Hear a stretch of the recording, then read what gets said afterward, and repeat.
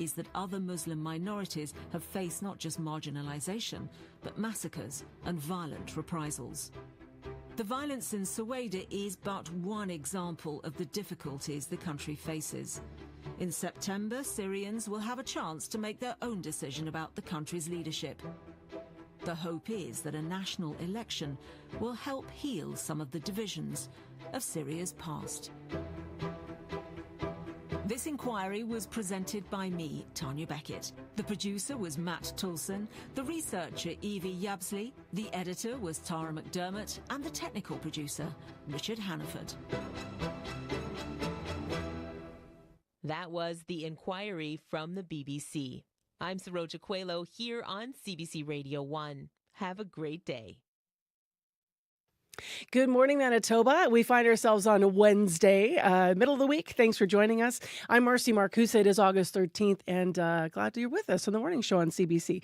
You're with 89.3 FM, 990 AM on that app and on YouTube. We're on air till 8:37 with you. Yesterday, wow, Abby was right. Started kind of not bad in Winnipeg, and then by mid-morning, wow, it got smoky. We'll see what today brings. We have a mix of sun and cloud in the city of Winnipeg, a high 15. Brandon, sunny, local smoke for you, high 26. It's going to be sticky. It'll feel like 31. So quite different from Winnipeg. We've been, I'm reading Thompson's forecast. Thompson's 15. Now that makes sense. A little cooler up north. Brandon's 26, Humidex 31. And now let's see how different it is from Winnipeg. Not quite that different. I have 23 degrees in Winnipeg. And with our Humidex, we'll be right around 26 today. Let's say good morning to the team. Sierra Sanders directing the show. Abby Adeyemi behind the controls. Our senior tech will be covering weather. Sierra covers your commute. And then we have Mr. Brad Lilly's also over there switching the show if you're watching us on CBC's YouTube. Josh Crabb is here as well. He's been waiting to do his headlines, and he has updates on Manitoba stories. Good morning. Good morning. Manitoba hired a staffing agency 2 years ago to bring 150 new doctors to the province.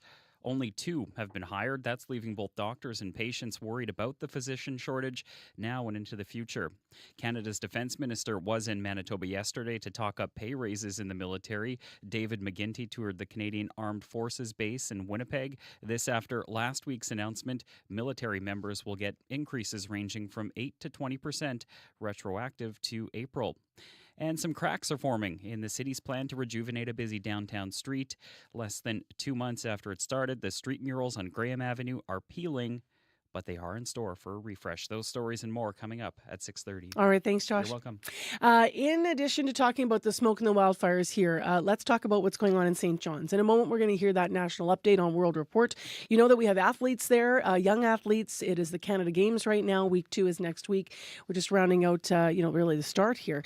So what does that mean for Team Manitoba? We're going to talk to the chef de mission in the second hour of the program and find out more about how the team's faring with evacuation orders and smoke unfortunately, moving nearer to the capital. So stay tuned. We'll have that story for you this morning. That and much more. But right now I mentioned World Report, the latest in national and international news, and that's next at 6. Today on Q. I'm Jill Deacon, sitting in for Tom Power. Fortune Feemster got her start writing on late night. Now she's a success in her own right with TV roles and 3 Netflix specials so far. Have you ever been compared to the entire Honey Boo Boo family? She'll talk about how she found comedy and why she keeps making jokes about her mom. Q. This morning at 10:30 in Newfoundland, and on the CBC Listen app or wherever you get your podcasts. This is World Report. Good morning. I'm Marcia Young. Some Air Canada passengers may find themselves stuck this weekend. The union representing more than 10,000 flight attendants has issued a 72-hour strike notice, and Air Canada responded by issuing a lockout notice. Both sides blame an impasse over wages at the bargaining table. Anis Haidari has the latest. CUPE, the union representing Air Canada and Air Canada Rouge flight attendants, has told the company they plan to walk out Saturday morning. The goal here is not to issue strike notice and sit around for 72 hours and plan a strike. Wesley Lasowski is the president of CUPE's Air Canada component. He says Air Canada didn't come to the table with additional money after the last offers and counteroffers were rejected. We also need to bargain a collective agreement, and unfortunately this was the next stage in the process. Air Canada said it's offering the flight attendants what it called the best compensation in Canada. And it is offering to now pay, at least partly, for hours worked before and after flights. In the days leading up to this strike notice, the union said the offers didn't keep up with inflation. As for Air Canada passengers who are worried they won't have a flight to catch, they could be moved to another airline. In an interview with CBC News before the strike and lockout notices were given, the company said it has agreements with other carriers, but this is not a small task. We have to be conscious, of course, that at this time of the year, there are very little seats available. So for those for whom we won't be able to find seats, then we'll refund or give them the opportunity to travel later. Because a labor dispute is considered outside of the airline's control, Air Canada probably won't have to compensate passengers for the inconvenience or other costs. Anis Haidari, CBC News, Calgary. Members of the National Guard are now in Washington, D.C. They were deployed last night. U.S. President Donald Trump's administration is following through on an unprecedented takeover of policing in the nation's capital. Trump insists that D.C. has become one of the most violent cities in the world, despite falling crime stats. The CBC's Cameron McIntosh joins me now from Washington. And Cam, what are you seeing and hearing? Well, to be clear, there aren't National Guardsmen or FBI on every street corner this morning, but they are making their presence felt. Last night, 5 armored personnel carriers parked near the Washington Memorial out on the National Mall, about 24 National Guardsmen. They only hung around, though, for a couple of hours. It looked and it felt like a photo op. Meanwhile, neighborhood patrols are being carried out by members of the FBI, the DEA, and the Border Patrol. They've been walking around in groups of 4 or 5 wearing tactical vests, doing things like running plate numbers and searching for people on warrants. Now, there are conflicted feelings here. Many don't like how President Trump has imposed this, but crime, while improving, is a big issue in D.C. In some hard-hit areas, extra policing is being welcomed. Sandra Seegers is a community activist in Southwest Washington. I think this is long overdue. I've been one of the National Guards in this area for years. I like it. I love it. I feel safe already. Another resident, simply going by Mike, sees it as a power grab by the president. More trouble for the black community. I would understand if things was going haywire or hectic, but there's no need for him to be doing what he's doing. Now, D.C.'s Mayor Muriel Bowser is walking a fine line here. She's critical of Trump, but also under a lot of pressure to fix crime. She and Police Chief Pamela Smith say they'll make the best of the additional resources. Thank you, Cam. You're welcome. The CBC's Cameron McIntosh in Washington. Israel is ready to push forward with expanded operations in Gaza. The military chief of staff has just approved a plan to control Gaza City. But before it begins, Prime Minister Benjamin Netanyahu says he will allow Palestinians to leave of their own will. As Susan Ormiston reports from Jerusalem, it's all unfolding as a new round of ceasefire negotiations begins in Egypt. Israel's prime minister says Palestinians would be allowed to leave Gaza before a military escalation, but rejects criticism he's pushing them out. Benjamin Netanyahu made his remarks in a television interview Tuesday night. He also said a window had closed for a partial release of hostages in any ceasefire talks. Talks have restarted in Cairo to try to revive a ceasefire plan, and a delegation from Hamas is in the capital, says Egypt's foreign minister. We are working very hard now in full cooperation with the Qataris and the Americans. Our main objective is to go back to the original proposal to have a ceasefire for 60 days. Neither Hamas nor Israel is commenting on the prospects for any deal. This morning, a clash between the government and the chief of Israel's defense force appeared to be growing. Eyal Zamir reportedly told generals that Netanyahu's family had marked him and supporters of the prime minister wanted him out, according to Israeli media. Defense Minister Israel Katz said his conduct harms the military and in a statement cautioned all the critics and moral preachers opposing the war. Hours later, the IDF said the chief of staff has approved the basic concepts of a military escalation in Gaza, but opposition continues. We would support and encourage the chief of staff in his objection to the expansion of the Gaza war. In Tel Aviv, retired Israeli Air Force pilots and reservists demonstrated for a negotiated deal to save the hostages and end the war. Susan Ormiston, CBC News, Jerusalem. The fire on Vancouver Island south of Port Alberni is now twice as big as it was early yesterday. It's grown to 1.45 square kilometers. That is nearly the size of the entire Toronto International Airport, including its runways, cargo and maintenance buildings. As Mira Baines reports, strong gusts of wind overnight are ramping up concerns about extreme fire behavior. This is a dynamic and fluid situation. Fire Information Officer Julia Caranci with the Coastal Fire Centre says the Mount Underwood fire has shown an explosive level of growth. The fire behavior we are seeing on this fire is extreme, driven by strong winds, extremely dry conditions. About 300 people were told to evacuate China Creek Park and Campground Monday night. The BC Wildfire Service is asking people to stay away from the small community of Bamfield. Chief of Bamfield's Volunteer Fire Department, Phil Lavoie. We're a small town of maybe 150 year-round, but this time of year there could be, 5 or more hundred within the area. So we're just making sure people know that it's not the best time to come visit, and limited resources are limited. The road has been closed between Bamfield and Port Alberni, which is 12 kilometers from the fire. Bamfield can still be accessed through another route which is being used by emergency personnel. There are about 90 wildfires burning across BC. Mira Baines, CBC News, Vancouver. A new fire is burning on the western edge of Halifax. People had to evacuate an outpatient medical center and a commercial building. And in Newfoundland and Labrador, the province's largest wildfire stretches some 6.4 square kilometers. Marlene Lacheyne lives just about 5 minutes away from that fire. People are really scared. If we don't get the resources needed, I'm afraid that most people in Conception Bay North will not have homes to go back to. Much of Atlantic Canada is going through a severe drought. Environment Canada says this could be one of the region's driest Augusts on record. Canada is the world's second largest cranberry producer, and more than 80% of the berries come from Quebec. But as the province's production levels increase, so does the strain on some rivers. A report obtained by our colleagues at Radio-Canada is warning some rivers could potentially dry out.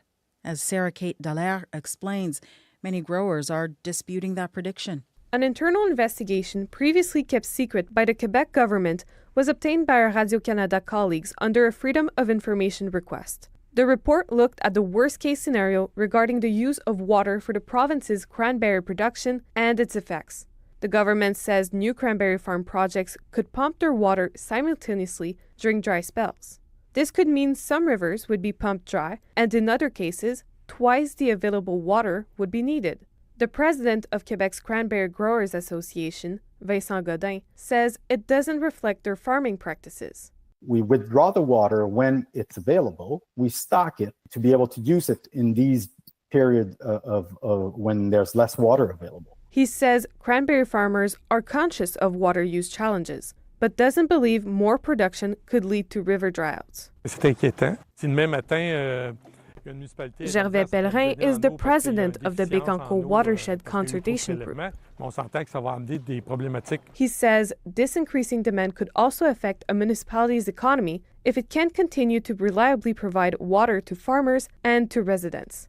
Quebec's Environment Ministry says 26 new cranberry farm projects on the books should get the green light, but suggests stricter conditions could be imposed on future ones. Sarah Kate Dallaire, CBC News, Quebec City. I'm Marcia Young. It's World Report.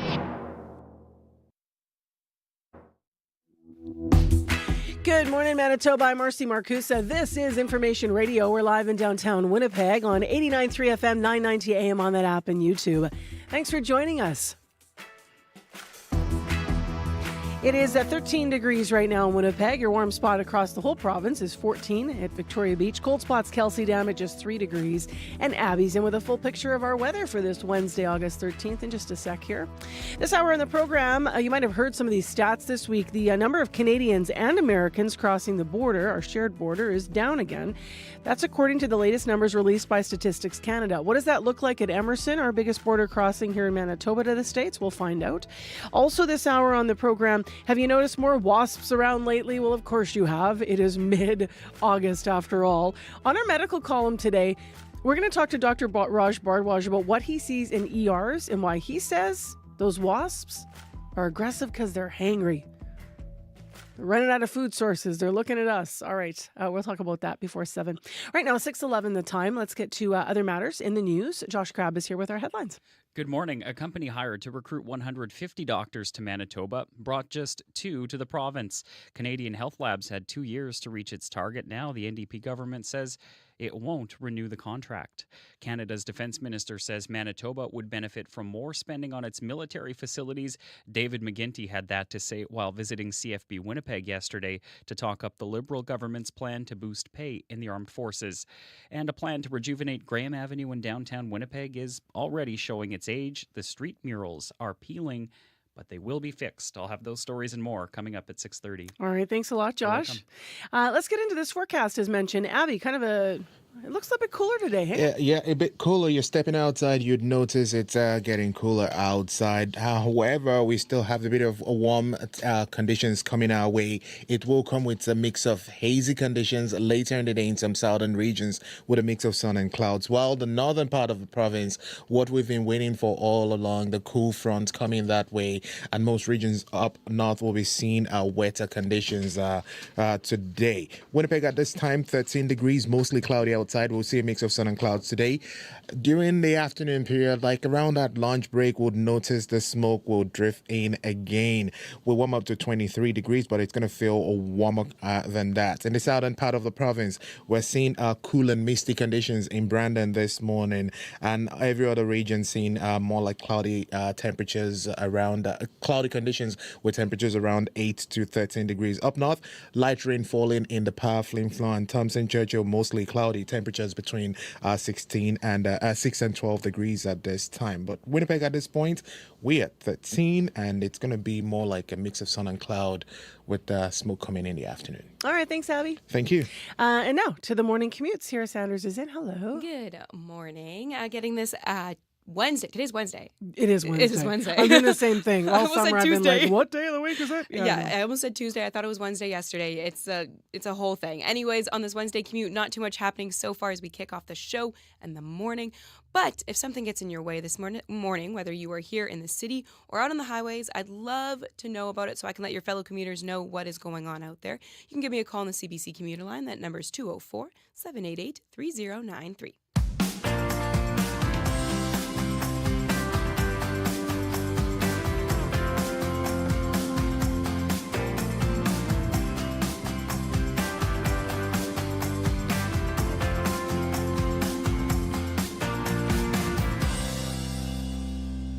All right, let's get started with looking at border crossings in a deeper way. So as I mentioned, fewer Canadian residents are traveling to the United States given the current state of the relationship between our two countries and the backdrop of the trade disputes.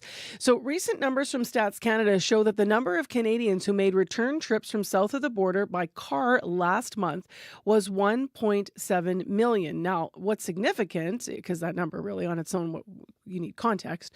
What's significant is it means that it dropped nearly 37% compared to a year ago. So quite a significant number. This is the 7th consecutive month of year-over-year declines as well. Now, meantime, the other way, U.S. residents' trips to Canada by car totaled 1.8 million in July. That is down as well, not as much as the Canadians crossing to the States, but it's down 7.4% from a year ago. So we wondered what those along our largest border crossing in Manitoba to the U.S. are seeing. Simon Rush is co-owner of Emerson's Duty Free Shop. CBC's Marjorie Dalhouse spoke with him to hear more about what's happening there.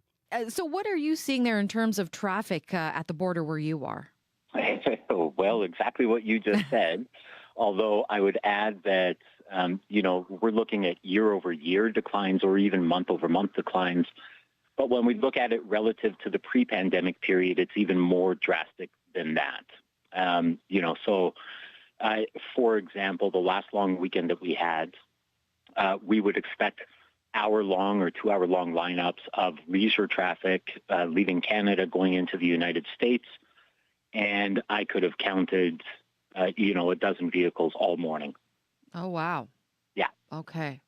So it's a huge change. The numbers from Statistics Canada, and you also touched on, too, what you're seeing. I mean, do these numbers and the amount of traffic that you're seeing, does it surprise you at all, given where we are right now with the United States? No, it doesn't surprise me. There's a lot of sentiment in the country, and I think it's for good reason. Everybody understands what's going on between our countries. Nobody is happy about it, and I think on the leisure segment, it's very understandable to see this kind of backlash. So yeah, we understand it. We expect it. Unfortunately, it's out of our hands in the sense that this is a political situation between two nations, and also in the sense that we're not at liberty to pivot our businesses, target new markets, change our locations. Duty-free shops operate under very strict federal regulations, and so we have no opportunity to pivot, so to speak. That was true during the pandemic when the border was closed, and it's also true now, with the situation between Canada and the U.S.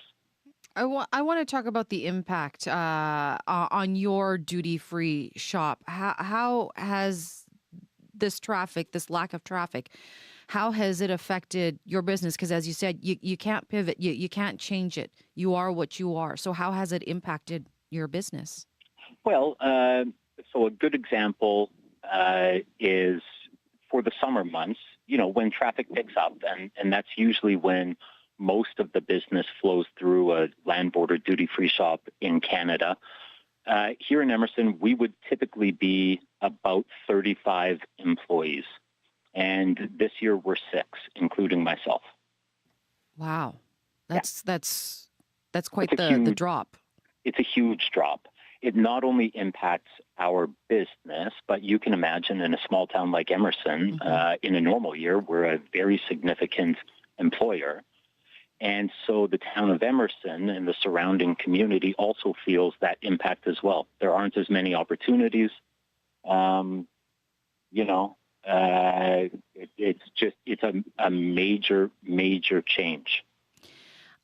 We have heard, Simon, that this is also having an effect on the other side of the border. The Dunseith duty-free shop, just south of the border on the North Dakota side near Boissevain, recently posted that it closed its doors permanently on Friday. Hearing what's happening there in the States, I mean, what are you hearing about the other duty-free shops here in Canada? So we had a closure of our own on this side of the border in New Brunswick, a longtime member of the Duty Free Association and a store owner for 40 years. Unfortunately, they had to close their doors. There are a number of other stores in a similar situation or in the same situation. So we're hearing the same thing. It's dire circumstances for a lot of operations. And, we can't tell how long the situation is going to last between our two nations. It won't last forever, but, we don't know exactly how long it will last now. So what we're hearing, one, is enormous concern, of course, over the conditions, and 2, that our federal government really should step up and be our partner in this situation. We haven't seen that yet. We've tried very hard to engage with the federal government, but unfortunately, to date, we have no action. Do you remain optimistic? Because you said that this situation, these relations aren't going to last forever. I mean, what kind of hope do you have that traffic will change, that more people will cross the border again? I wouldn't even call it a hope. From our perspective and based on our history, what we've seen in the past, it's almost a guarantee. We don't have neighbors as Canada. We've only got one. It's the United States. Our highways, our infrastructure, our ways of life, everything is connected. And you're right. We look at this as an interim situation. Not to speak negatively about anybody, but the President of the United States is only there on a 4-year term. And, in the future, we will get back to the way things used to be. Every year, tens of millions of movements occur at the Canada-U.S. border. Those are both commercial entries from Canada and leisure entries from Canada, and that traffic flows the other direction as well. it's a huge economy, it's a huge market, and an interim political situation, particularly with so much emotion and sentiment tied to it, simply is not going to, last forever. We've been here for more than 40 years. We've seen a lot in the past, and I think we're going to see a lot more in the future. And a lot of that is going to be positive. That is Simon Resch. He's the co-owner of Emerson Duty Free Shop at the Emerson border crossing, which is the largest one, of course, from Manitoba into the States. In conversation yesterday with the CBC's Marjorie Dowhouse, who is guest hosting Up to Speed. Now, we're going to have more on this story from a different perspective coming up in just moments. Right now, I just want to have a dip into our local weather here for your Wednesday, August 13th. It is 13 right now in Winnipeg. It is mostly cloudy. Brandon's misty and 8. Thompson's mostly cloudy and 5 degrees. Winds are calm. Winnipeg's high is going to be around 23 today with Humidex 26, so pretty decent day. And Abby and I are just continue to look at these numbers in terms of the air quality and quite a surprise, right? Because we're so used to these 10 and 10 plus days that are terrible. But as he's been mentioning, today we are all around 2s and 3s. Winnipeg, Flin Flon, Brandon. So that is low risk. So that might be really nice, of course, for people who've been struggling with this. Well, as I mentioned, let's have more on this story. We have our next guest with us now via Zoom. Jim Byers joins us now. He's a travel writer and senior editor at openjaw.com, an online travel platform. And as we heard, I mentioned the statistics before that first interview in the show this morning, but StatsCan says that in June and July, more U.S. citizens traveled into Canada than the other way around. When you look at the stats, this is the first year that that's been the case in a very, very long time. And so Jim's with us now to look at this more deeply. Good morning. Hey, Marcy, how are you? I'm well. You might have just heard our Emerson Duty Free operator talking about what they're seeing here, Jim. The things that stayed with me, he said, we've had maybe a couple dozen cars or something, he said. Or no, he said a dozen cars on an otherwise hugely busy day. He also said they've cut their staff from 35 employees to 6. How reflective do you think these StatsCan numbers are based on what you're booking and what you're seeing from that vantage point? Yeah, no, I mean, it's been bad from that, it's good from the standpoint of Americans coming into Canada are relatively good, according to StatsCan. But it's not so much that a huge number of Americans are coming in as it is that Canadians are still not going to the U.S. So, from a duty-free standpoint, yes, it's nice that American traffic is higher than Canadians, but when Canadians aren't going, the overall numbers are still down quite a lot. So I think that's the crux of the problem for the gentleman you were speaking with. StatsCan figures for July, Marcy, said that Canadian car travel trips were down roughly, I think, 37% in July compared to July of last year. Air travel trips were down about 26%. Those are both up from June of last year. So this whole elbows up, we're not going to the U.S. movement, it's not going away. In fact, it's actually getting stronger. That's so interesting. What does it mean for the people that you talk with when you're booking travel? Are they still traveling, but like actively choosing other places? Or are they staying in Canada? A lot of staying in Canada. That seems to be a really strong commitment. Of course, it is summertime, and this is a time of year when Canadians like to get out to visit friends and family in the Rockies, and camping, and the lakes north of Winnipeg, for example. So it is always a good strong season for the domestic travel sector. But we're seeing a lot more trips to Europe. I'm speaking with travel agents and with Flight Centre Network the last couple of days. Canadians are booking Europe trips in droves, more trips to places like New Zealand and Japan, actually. They're just not going to the U.S. And in fact, I found it was really interesting. I saw a story this morning, I think it might have been in the Toronto Star, that the Girl Guides of Canada, as of September 1st, will stop taking trips from Canada to the U.S. I don't know about you, but I think if the Girl Guides turn on you, you got a lot of problems. I love that example, Jim. What are you hearing anecdotally about Americans' impressions, coming here when you think about top destinations for Americans this summer in Canada, those that are still coming? Well, from what I was talking with a friend of mine, Jason Lansby, from a company called Jason Saracini, sorry, from a company called Lansby that runs boutique tours across Canada for a lot of Americans coming over. He said air traffic is really good into the main hubs, Calgary, Toronto, Vancouver, Montreal. A lot of Canadians going, a lot of Americans going to the Rockies, which is not surprising, and a lot to Nova Scotia, he mentioned, which I thought was quite interesting. So I think, Americans see the value with the Canadian dollar being down. And, there are some Americans who are kind of doing the opposite of the elbows up, and all those Canadians, they're just being difficult with their negotiations. But we're not seeing a lot of that.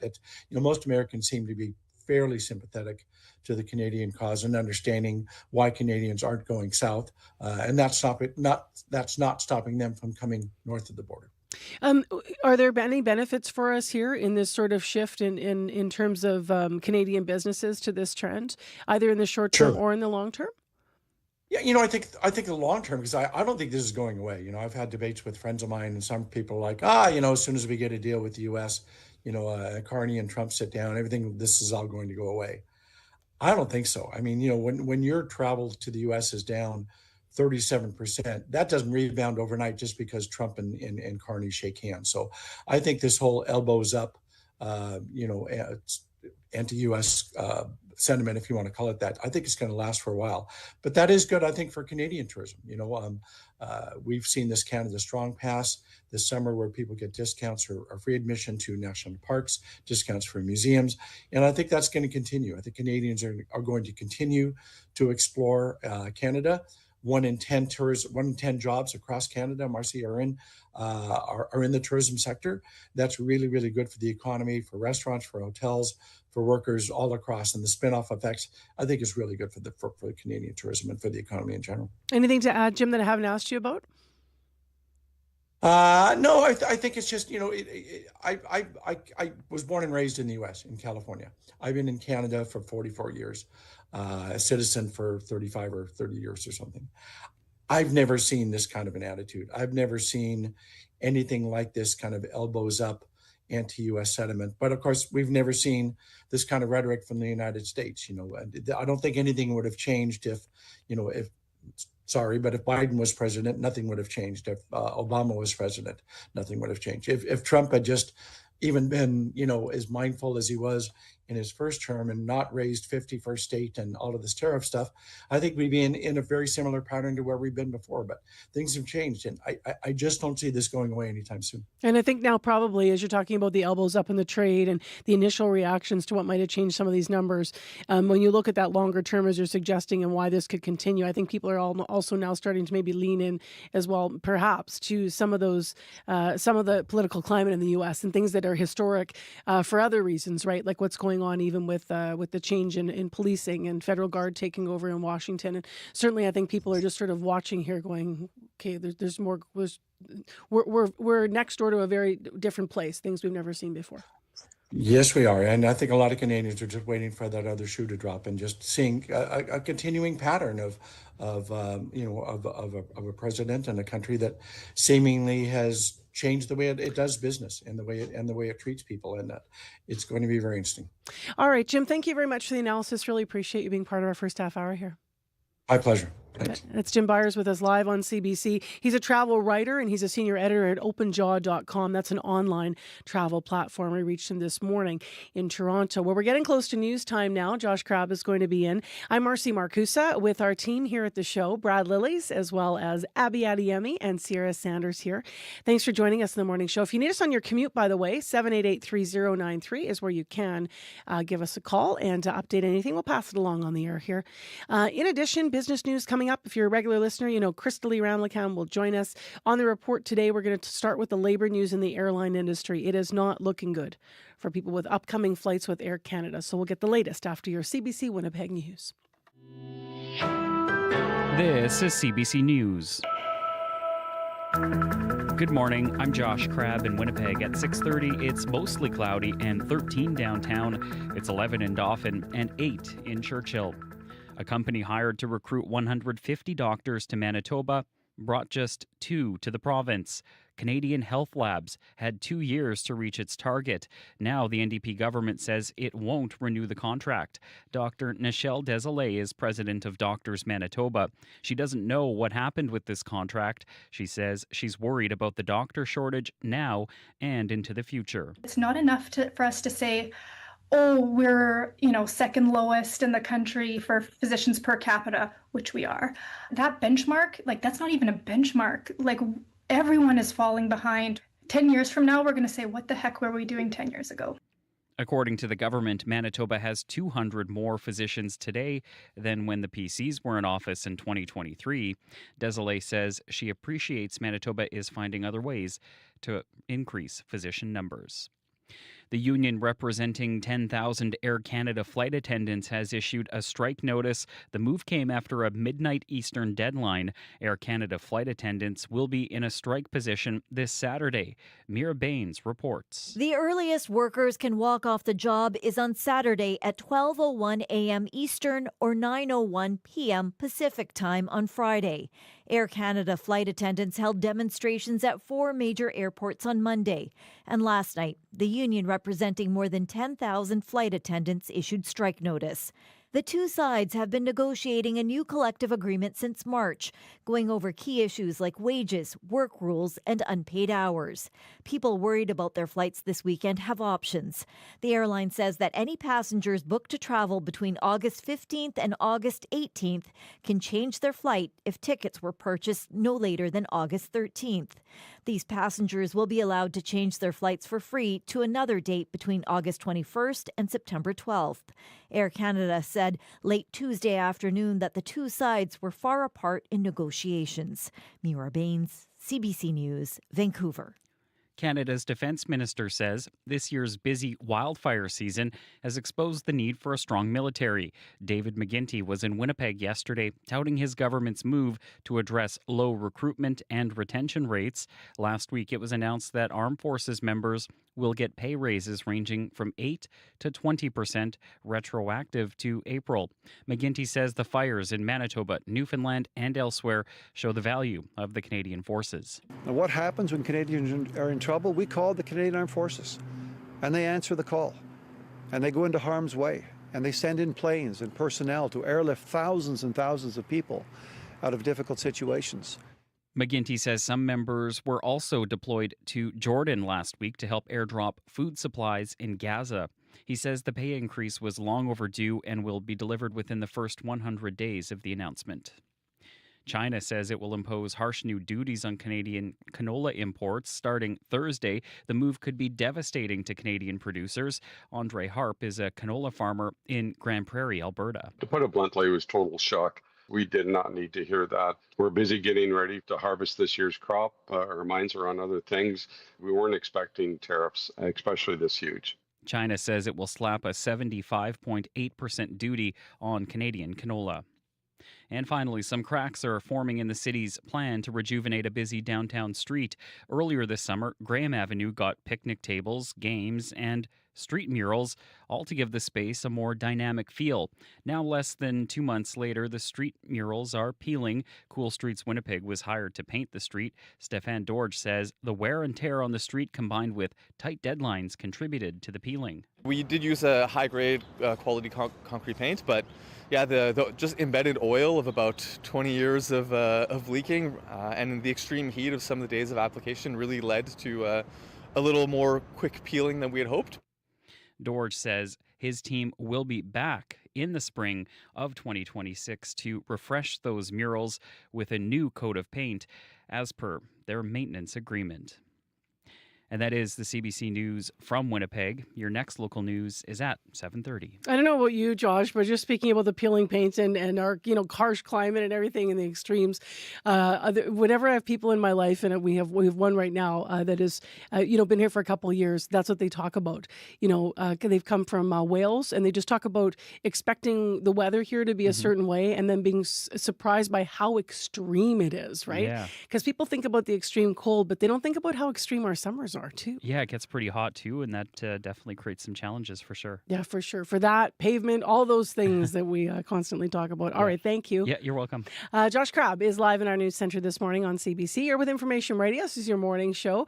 As we get through our summer here, it is August 13th, and let's have a look at the weather today. Abby Adiyemi has your regional forecast now. Abby, what's going on? Yeah, we're expecting a warm, hazy mix of sun and clouds in the southern part of the province, and then it's turning more like cloudier and wetter as you travel to the further northern part of the province. Winnipeg at this time, we're seeing 13 degrees in the Red River Valley region on the mostly cloudy skies. Calm winds for now. We're expecting a mix of sun and clouds through the day with some local smoke just drifting in by the afternoon period. The winds will shift to the southeast later, feeling a bit mild with the humidity factored in. We're seeing temperatures warm close to 23 degrees today. For the Pembina Valley region, Modern Winkler, Morris, similar conditions, 10 degrees at this time. Calm winds, expecting a mix of sun and clouds. Temperatures also around 23, 24. That's the high for today. In the Westman region, Brandon is at 8 degrees at this point, and we're seeing some misty conditions. So if you're on the highway, you might notice some foggy conditions on the road there. We're seeing light easterly winds in that part of the province also. Expect sunny conditions today. Some smoke will also come your way. Mild southeast winds will shift in by the afternoon period, and we'll see temperatures climb to 26. There's a chance of showers overnight for the Brandon the Brandon region. In the Parkland region, Dauphin is sitting at 11 and cloudy at this time. Also calm winds in that part of the province. A cool morning there. Mainly cloudy skies we'll see today. Some smoke will blow in later in the day. Temperatures get to 24, but the humidity is going to make it feel close to 30 degrees for folks in that region. Good morning, Gimli. You are sitting at 9 degrees this morning. Also, light winds from the northwest this morning. A mix of sun and clouds in the forecast. Hazy conditions will come your way in the afternoon. Highs would get to 23. For the powerful influence surrounding areas, we're already seeing light rain there. Temperatures around 11 degrees and gentle southeast winds. Cloudy conditions. This chance of rain will stay with you for most of the day. The showers also likely to stay even into the overnight period. That might come with a risk of thunderstorms. We'll see your temperatures warm up to 15 degrees. Thompson is at 4, also mostly cloudy there. Calm east winds in that part of the province. A mix of sun and clouds in the forecast. Highs around 15 degrees. Tonight we should see some rain in that part of the province. Thunderstorm also coming overnight for folks in Thompson. While in Churchill we're sitting at 8, mostly cloudy.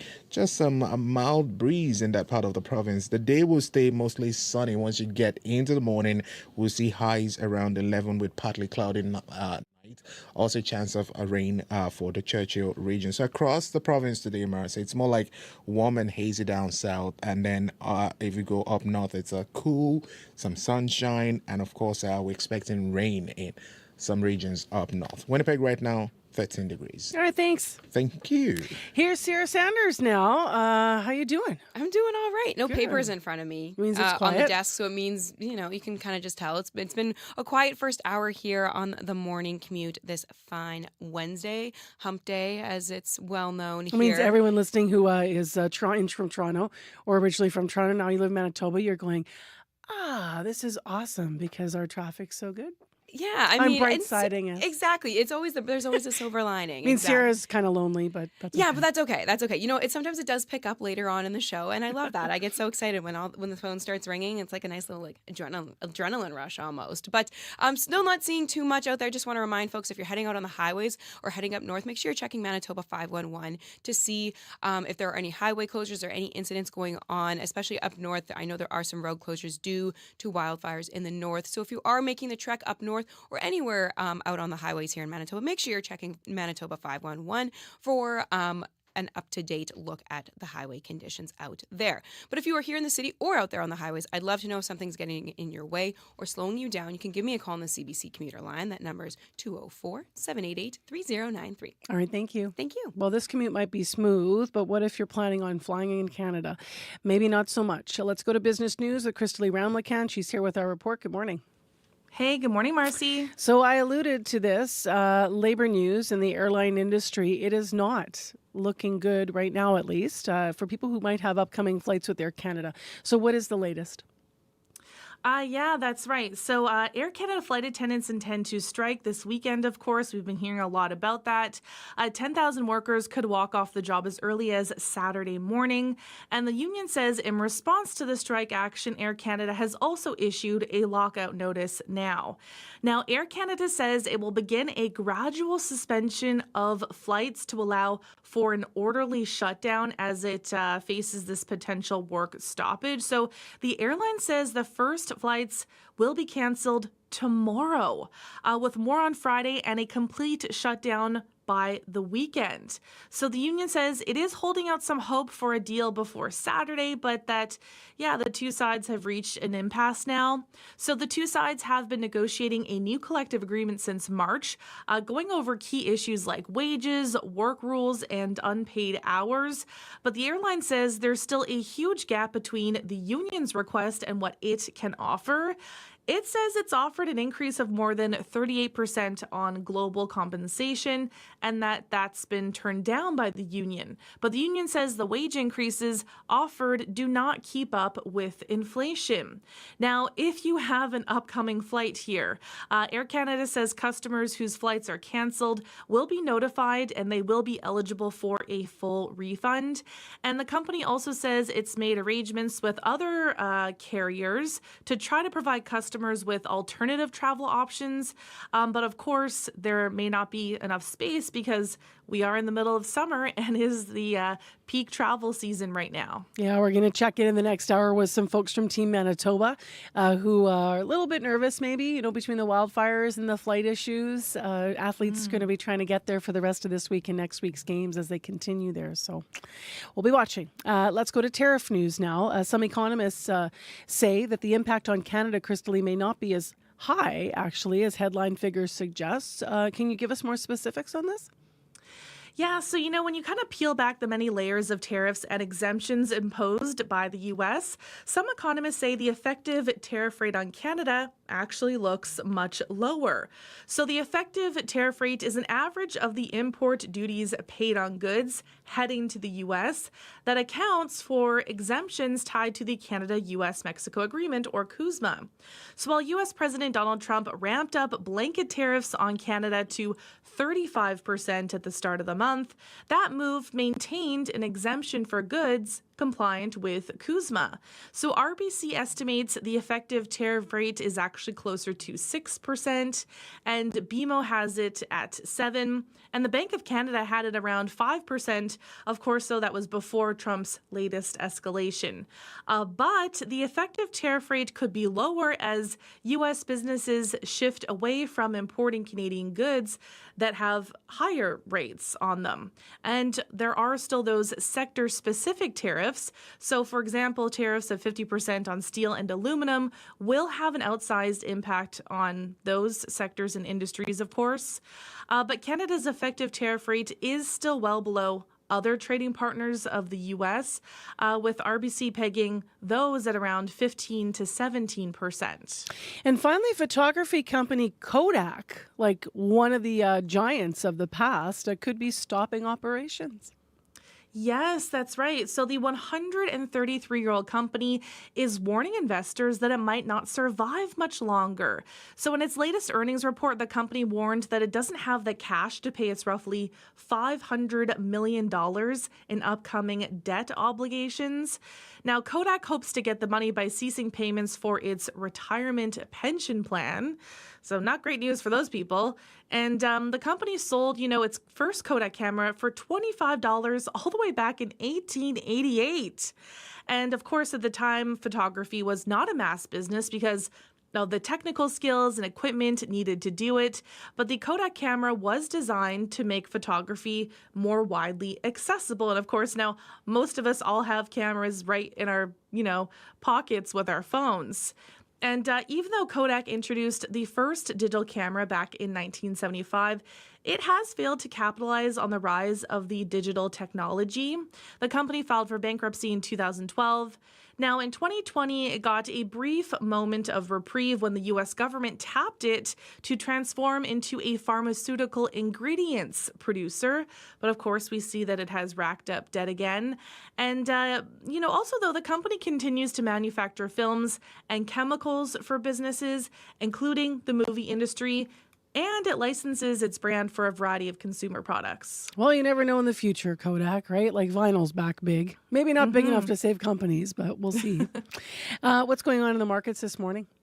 In Europe, stocks are extending their gains after Wall Street's record highs. Germany is up, the UK is up, France is up. In Asia, markets are mostly higher, so Japan, Shanghai, and Hong Kong are all up. Oil is down 46 cents to $62.71 US per barrel. Gold is up $11.40 to $3,358.70 US per ounce. And the dollar is up 0.08 of a cent to 72.7 cents US. All right, Crystal Ramlakan, thank you as always. We'll talk to you tomorrow. All right, sounds good. Thanks, Marcy. That is our live CBC Business Report.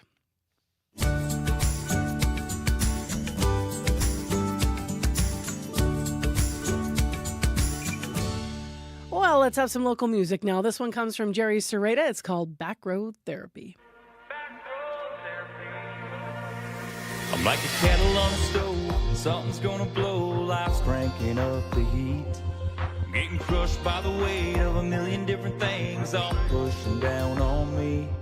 Gonna crank that Chevy key, yeah, I got a buzz free. Give me some cornfields on my left, you singing on my right, whole lot of carefree up ahead, and all our worries far behind. Big old blue sky up above, some red dirt underneath, cruising with your girl in a small town world, getting some back road therapy.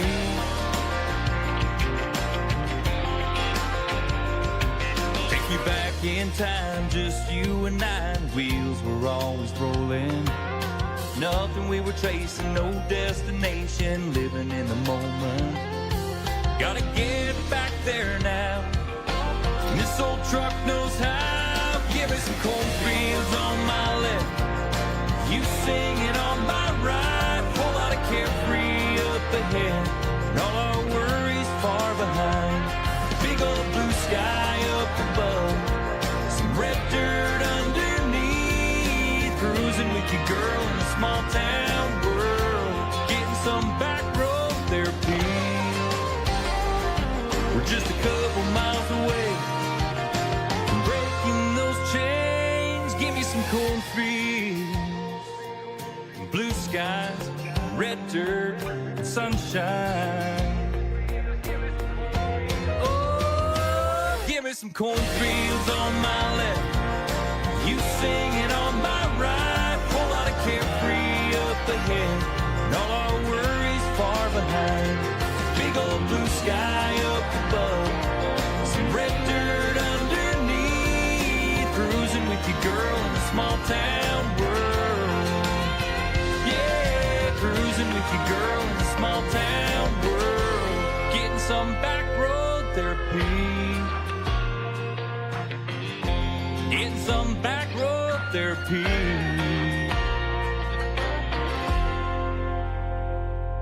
Winnipeg's Jerry Serrata and Back Road Therapy. He's been compared to Tim McGraw. You can kind of hear why, right? I like that one. It is 11 minutes to 7 o'clock on CBC. If it happened today, find out today. That's the power of having the news in your hand. Get late-breaking news from reporters across the country, straight to your mobile device. Customize your experience with news from your region and what matters to you.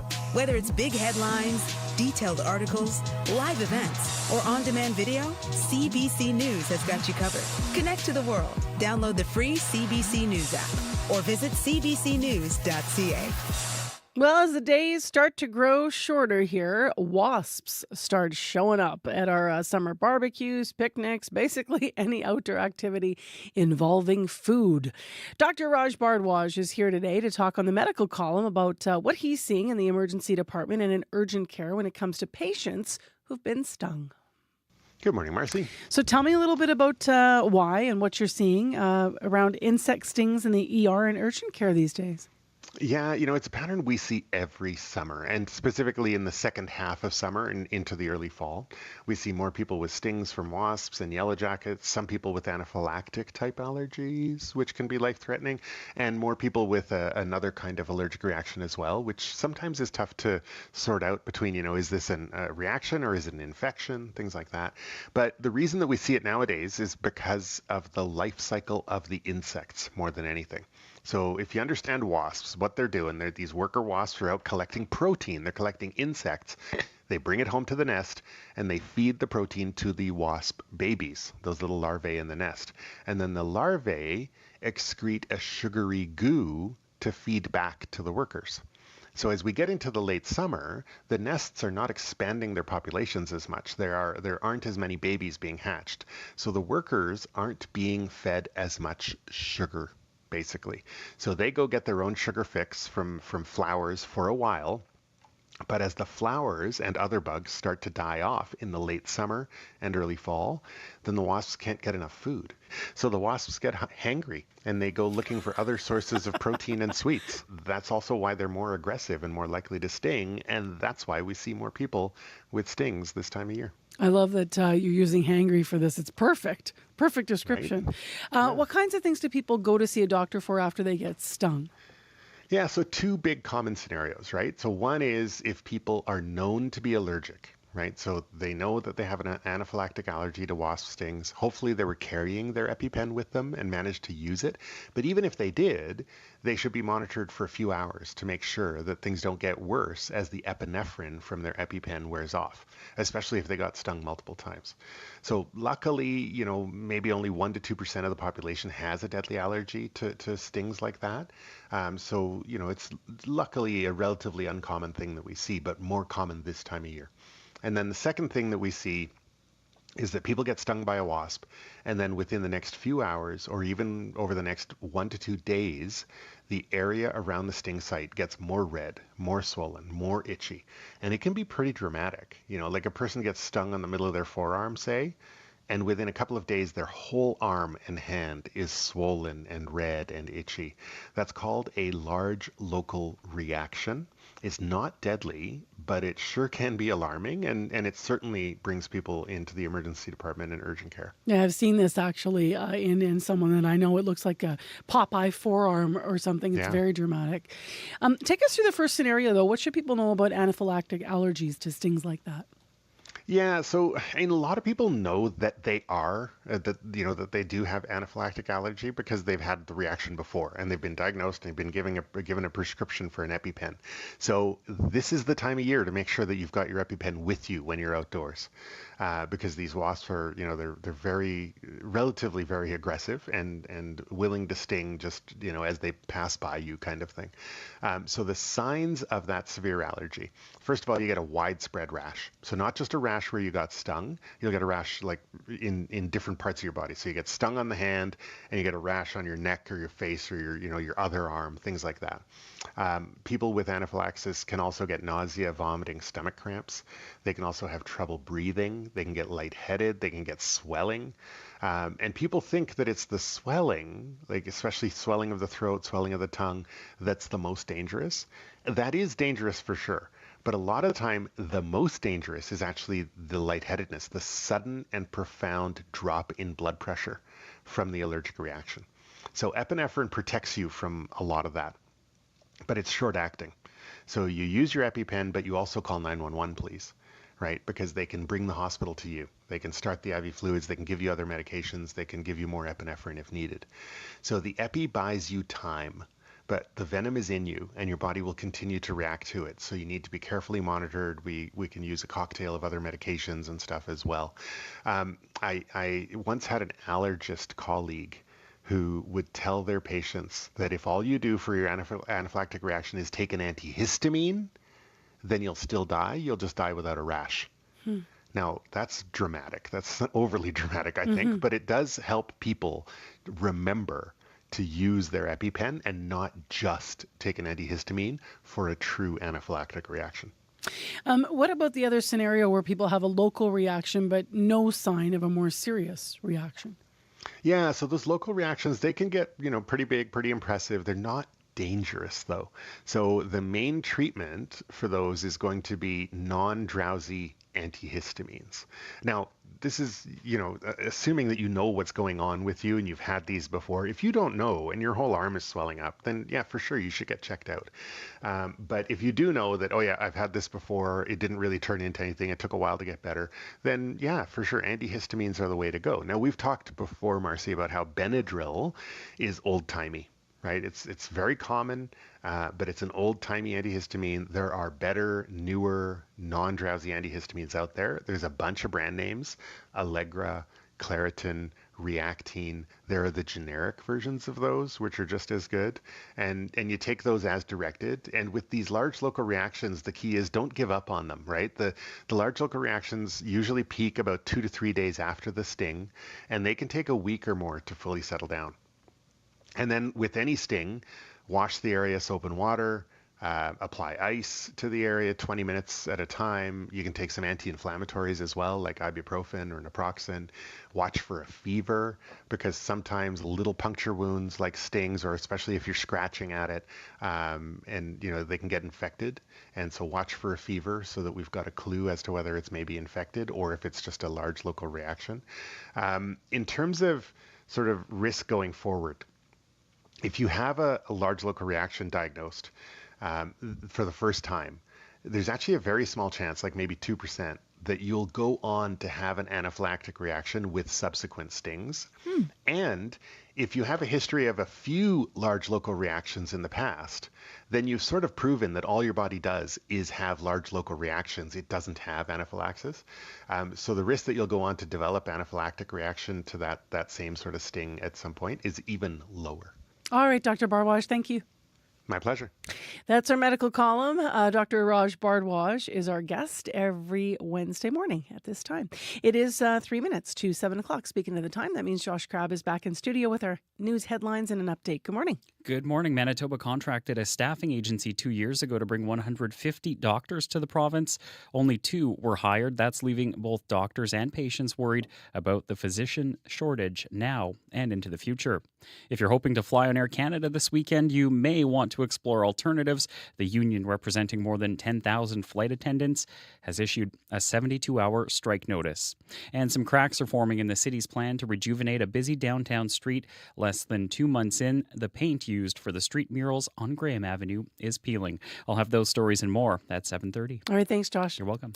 Your commute's fine so far. If not, 788-3093. Your weather's also going to be pretty fine today. We have good air quality, which I haven't said in a long time across the province here. And in Winnipeg, mix of sun and clouds. Some nice sun downtown right now, and that over in that shot over downtown Winnipeg if you're watching us on YouTube. So pretty nice morning, a high of 23, and with Humidex it'll feel just like around 26 degrees today. In the next hour of the show, another school year will be underway in just a couple of weeks. We're going to talk about setting up your family for success. What should you be talking about in terms of routine? What if there's stress in the house? Maybe last year didn't go so well. How do you prepare for this year? Whether it's something going on with the school or maybe just some general stress with your kid. So stay tuned. That and much more coming up with some advice. Also, 7:40, we're going to take you to a Winnipeg art exhibit over in St. Boniface that shows the natural world as seen through the eyes of someone living with a disability. So stay tuned. Really interesting exhibit. Our community reporter got over there for you, and we'll have that story for you at 7:40. And then at 10 to 8, some concerns for Team Canada and the rest of the athletes that are on the East Coast for the Canada Summer Games. They are underway in St. John's, but at this year's Games, instead of being concerned about opponents, a lot of young athletes are worrying about the nearby wildfire. We will check in with Team Manitoba and the Chef de Mission coming up in the next hour of Information Radio, and we'll hear about the latest threats around the wildfire that is causing some concern around St. John's this morning. So that is coming up on World Report, the latest in your national and international news. It's at 7 o'clock, and it's 1 minute to right now. Stay with CBC. I'm Marcy Marcusa.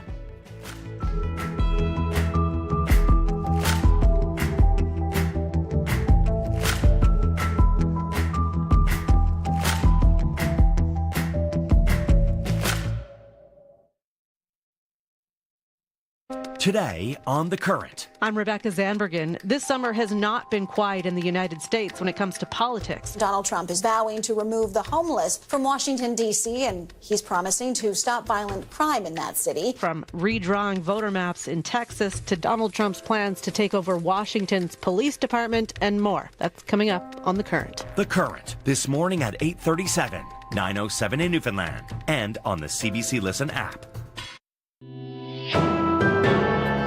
This is World Report.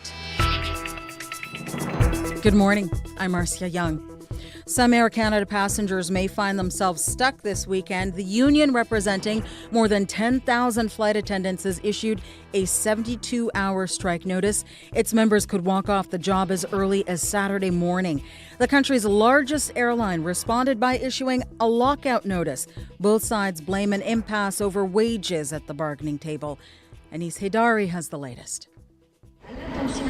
CUPE, the union representing Air Canada and Air Canada Rouge flight attendants, has told the company they plan to walk out Saturday morning. The goal here is not to issue strike notice and sit around for 72 hours and plan a strike. Wesley Lasowski is the president of CUPE's Air Canada component. He says Air Canada didn't come to the table with additional money after the last offers and counteroffers were rejected. We also need to bargain a collective agreement, and unfortunately this was the next stage in the process.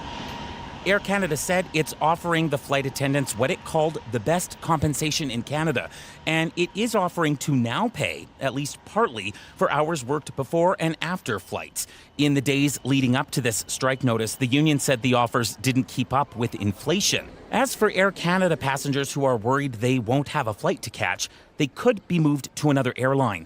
In an interview with CBC News before the strike and lockout notices were given, the company said it has agreements with other carriers, but this is not a small task. We have to be conscious, of course, that at this time of the year, there are very little seats available. So for those for whom we won't be able to find seats, then we'll refund or give them the opportunity to travel later. Because a labor dispute is considered outside of the airline's control, Air Canada probably won't have to compensate passengers for the inconvenience or other costs. Anis Haidari, CBC News, Calgary. Today is President Volodymyr Zelensky's chance to speak for Ukraine and try to influence what happens at the Trump-Putin summit on Friday. U.S. President Donald Trump says he wants to see if Russian President Vladimir Putin is serious about ending the war in Ukraine. But European leaders want to make sure Ukraine is included in setting the terms of a ceasefire, especially if that means agreeing to give up any territory.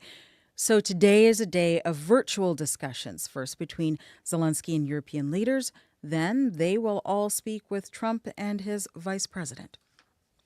The civil war in Sudan is being made even more deadly by an outbreak of cholera. It's infecting people in displacement camps in northern Darfur, and the country's health system is collapsing. Naba Mohiuddin has more from Port Sudan. The rapidly spreading cholera outbreak is causing concern at Zamzam displacement camp in North Darfur. The local Minister of Health says 400 people have died. More than 6,000 others are infected, with cases recorded in North, Central and South Darfur, regions mainly controlled by the paramilitary Rapid Support Forces. Ali Muhammad is a medical volunteer. People here are drinking contaminated water. The overcrowding at field clinics has further overstrained the already collapsing health sector. The piling up of corpses is one of the main causes behind the rapid increase of the disease. We need an urgent intervention from the international community. The RSF has been at war with the Sudanese army since April 2023. It has been attacking power stations and grids, leading to the shutdown of water treatment plants and causing a sharp rise in cholera cases. This 30-year-old mother lives in the camp. We don't have food, medicine and clean water. We need the international aid organizations to intervene and help those poor people who can't even escape. The 28-month war between the Sudanese army and the RSF has displaced millions of people and triggered the worst humanitarian crisis the country has ever seen, according to the United Nations reports. Naba Mohiuddin for CBC News, Port Sudan. The United Nations says this year the level of humanitarian aid going to Haiti is the lowest in the world. Officials say the situation in the capital continues to deteriorate. Gangs are becoming more autonomous, and thousands of people are suffering from a lack of food, medicine, and shelter. Ulrika Richardson is the UN Humanitarian Coordinator for Haiti. We have a humanitarian response plan. It's only funded 9%. It's the lowest level of funding for any response plan in the world. And it's 900 million. We are not talking about the biggest response plan either. By comparison, Ukraine's more than $2.6 billion appeal for support is 38% funded. Richardson says the tools to help people in Haiti are in place, but international support is not enough. Members of the National Guard are on the streets of Washington, D.C. in military vehicles. White House officials say more than 800 members will be deployed, and some of them started arriving last night. Federal officials are now in control of the local police service. This D.C. resident and community activist says her city needs the help. I think this is long overdue. I've been one of the National Guards in this area for years. I like it. I love it. I feel safe already. Children can't be children anymore. So they're running and playing. It just looks like the police might be coming next or somebody chasing them. So this is how bad it is. On Monday, U.S. President Donald Trump announced he was sending the National Guard to D.C. for what he called a surge in crime. Local officials say the move was unnecessary and that crime in D.C. is at a 30-year low. In Newfoundland and Labrador, a warning from Provincial Fire Duty Officer Mark Lawler. Today is going to be another hot, windy day. The fire weather index is going to be on extreme. So the potential is there for, some increased fire behavior. Part of the town of Paradise near St. John's has been ordered to evacuate, and the flames are still threatening parts of Conception Bay, South and St. John's. Wildfires are also spreading in New Brunswick and breaking out in Nova Scotia. Crews from each province are teaming up to contain the fires. There's no rain in the forecast until at least Friday. Brett Ruskin reports. Today, a team of Nova Scotia firefighters are waking up here in New Brunswick, ready to help battle a pair of stubborn wildfires. They're part of the close cooperation we've seen this past week between East Coast provinces. Right now, the fire outside Moncton is smaller than in recent days, down to 45 hectares. Meanwhile, in Miramichi, that fire has grown to more than 1,100 hectares and has nearby residents on alert, ready for a possible evacuation. The province will provide an update later today, but continues to ask New Brunswickers to stay out of the woods to avoid possibly starting new fires and pulling resources from frontline crews. That's the same message in Nova Scotia. It comes a day after a fire ignited near Halifax's busy Bayers Lake shopping centre. The area is home to big box stores and fast food chains. Water bombers flew in from New Brunswick to try to knock down the flames. That fire is still considered out of control, but is now down to around 25 hectares in size. All of this under ongoing historic heat and dangerous dryness. Today, communities across the Maritimes will again be sharing both resources and the hope for rain in the forecast. Brett Ruskin, CBC News, Moncton, New Brunswick. A First Nation in Yukon is nearly diesel-free and celebrating. Beaver Creek unveiled its new solar facility this week. It's a milestone in the community's transition towards renewable energy.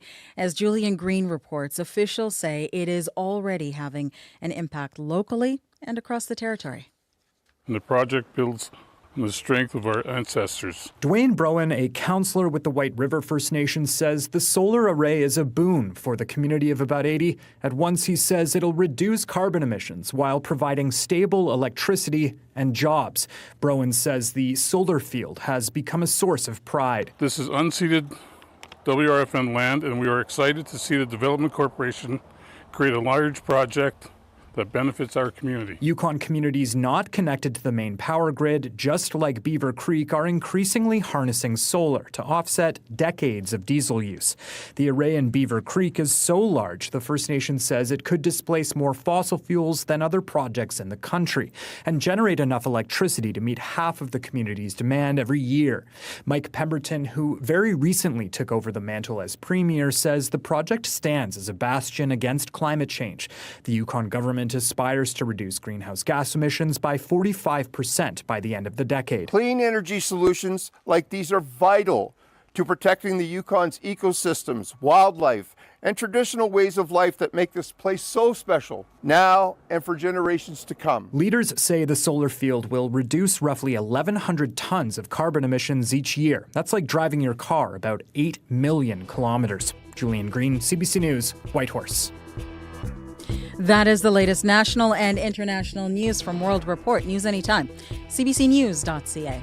I'm Marcia Young.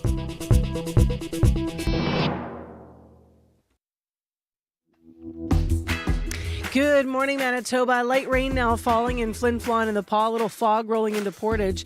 I'm Marcy Marcusa. We're live here in downtown Winnipeg on CBC's Information Radio. This is your morning show.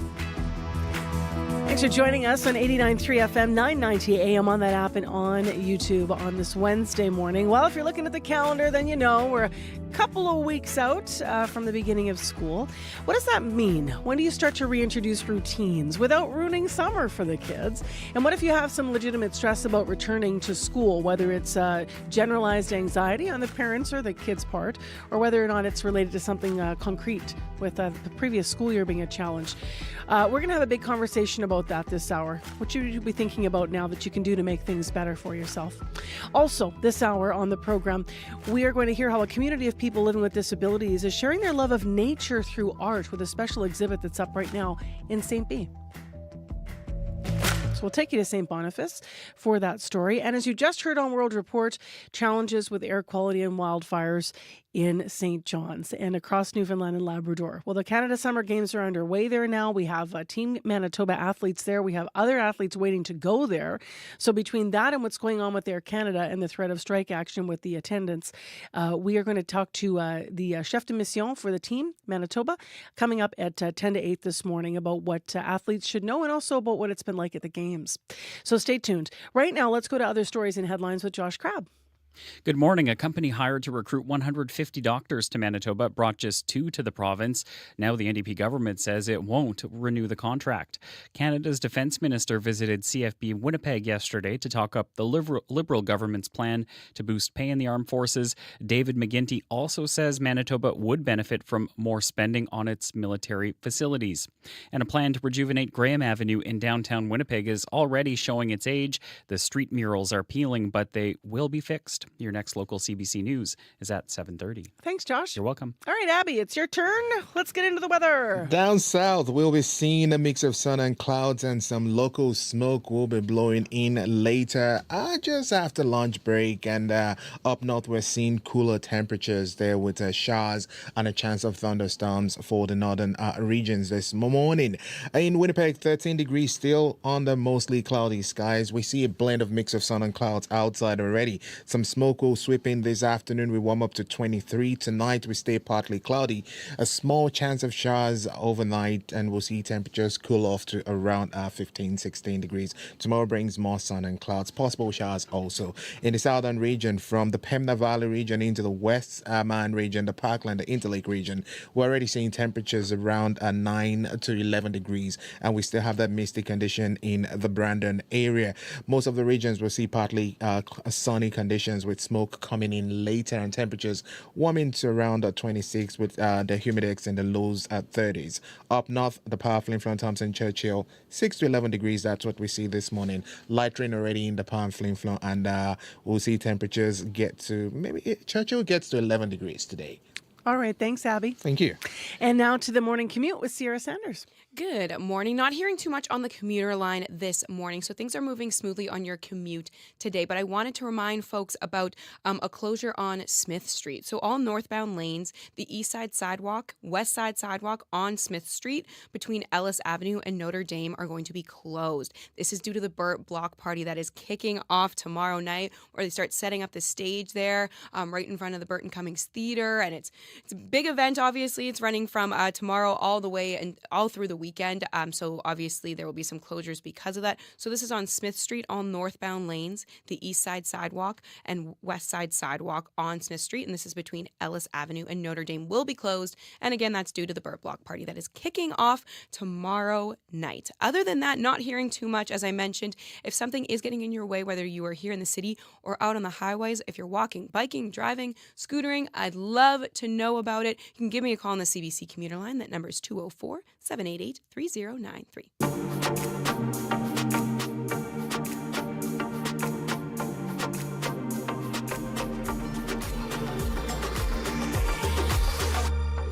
Well, in a couple of weeks from today, we're looking at the first day of classes in at least the Winnipeg School Division, the city's largest, and across the province. Post-Labor Day, schools will begin to go back. It is hard to believe, but we are in the middle of August already, and another school year's beckoning. That shift from laid-back summertime to early morning alarms and school routines can be really challenging for families. For some insight on how to get back and what to think about now, we have Sarah Dimmerman with us. She's a psychologist and author. Hi. Good morning.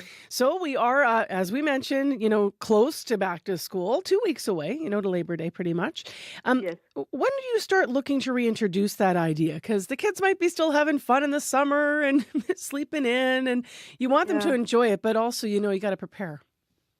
Well, now is about the right time. I would say about 2 weeks before school starts is when you want to put some of the things you're thinking about into action.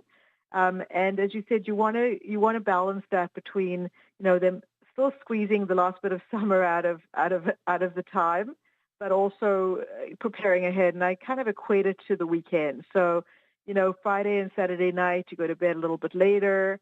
That's like the summer holidays. And then Monday is like the back to school. So, that's inevitable. You kind of have to prepare for the Monday and for the week ahead, but you want to enjoy the weekend just as much. And that's kind of how I would frame it. I think having a family meeting with your children around this time of year is a really great idea. I think family meetings, in general are a good idea. But talking about, acknowledging feelings, it's anxiety provoking to go back to school often. It's normal if you don't really want to go back to school. You're enjoying the summer, but let's prepare for it so it's not such a big of a jolt.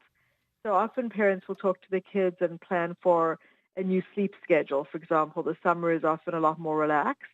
And so if, for example, if children are going to bed like an hour later, waking up an hour later, you might want to talk about, do we want to wean back in 15-minute increments, like every day, every once, for the first time you cut back by 15 minutes, going to bed 15 minutes earlier, waking up 15 minutes earlier, and then you stick with that for a day or two, and then cut back another 15 minutes until you gradually wean to an hour of going to bed earlier? Or would you prefer to do it 30 minutes, or do you want to just do it in one foul swoop? So every child is different, every family is different, but weaning into something can often feel a lot less of a task than cutting back by an hour.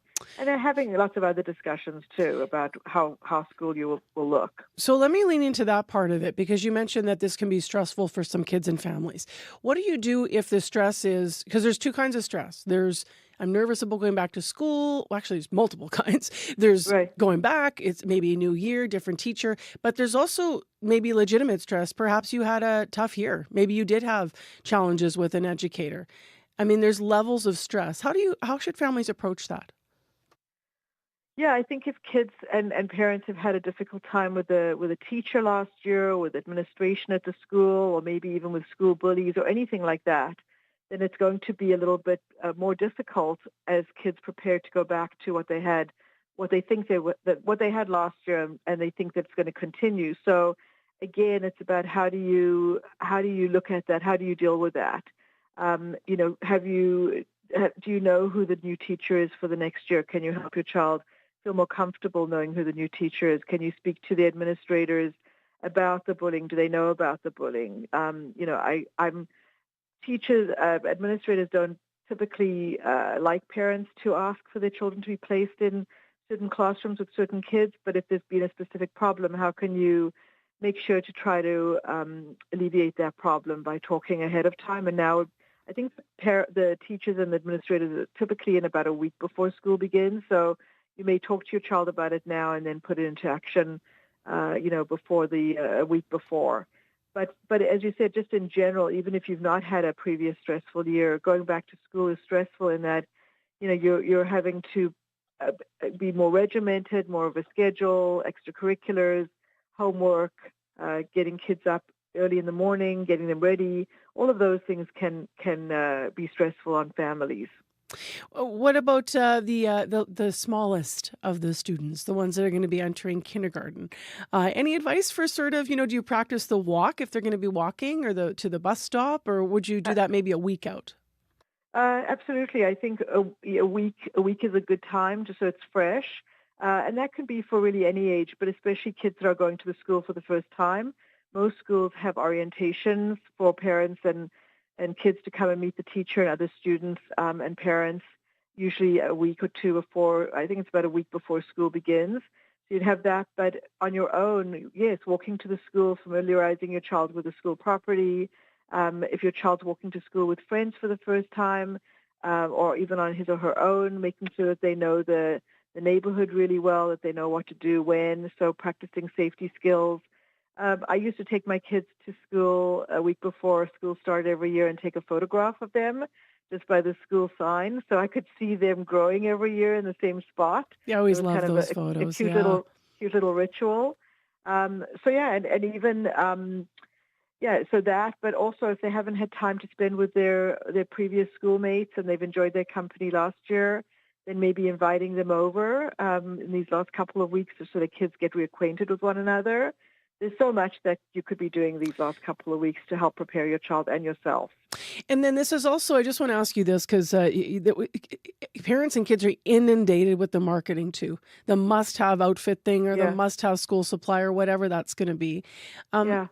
Is that part of that family discussion maybe around sort of, our family's approaching it this way? Or like how do you push back against all these messages about what it's supposed to be like?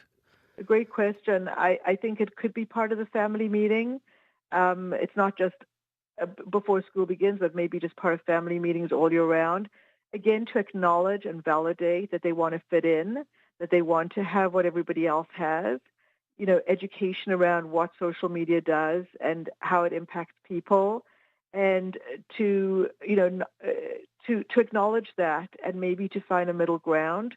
So, we choose not to purchase a new backpack every year, for example, you might say to them, because there's nothing wrong with the old backpack. But, give us a list of what you'd like new, and maybe we can pick one or two items off that we can purchase for you, or something that the other kids have that you want to wear or have back to school, just so that you feel like you could fit in. You don't want your kids to be completely on the outside, but you also don't want to buy into all of that social pressure.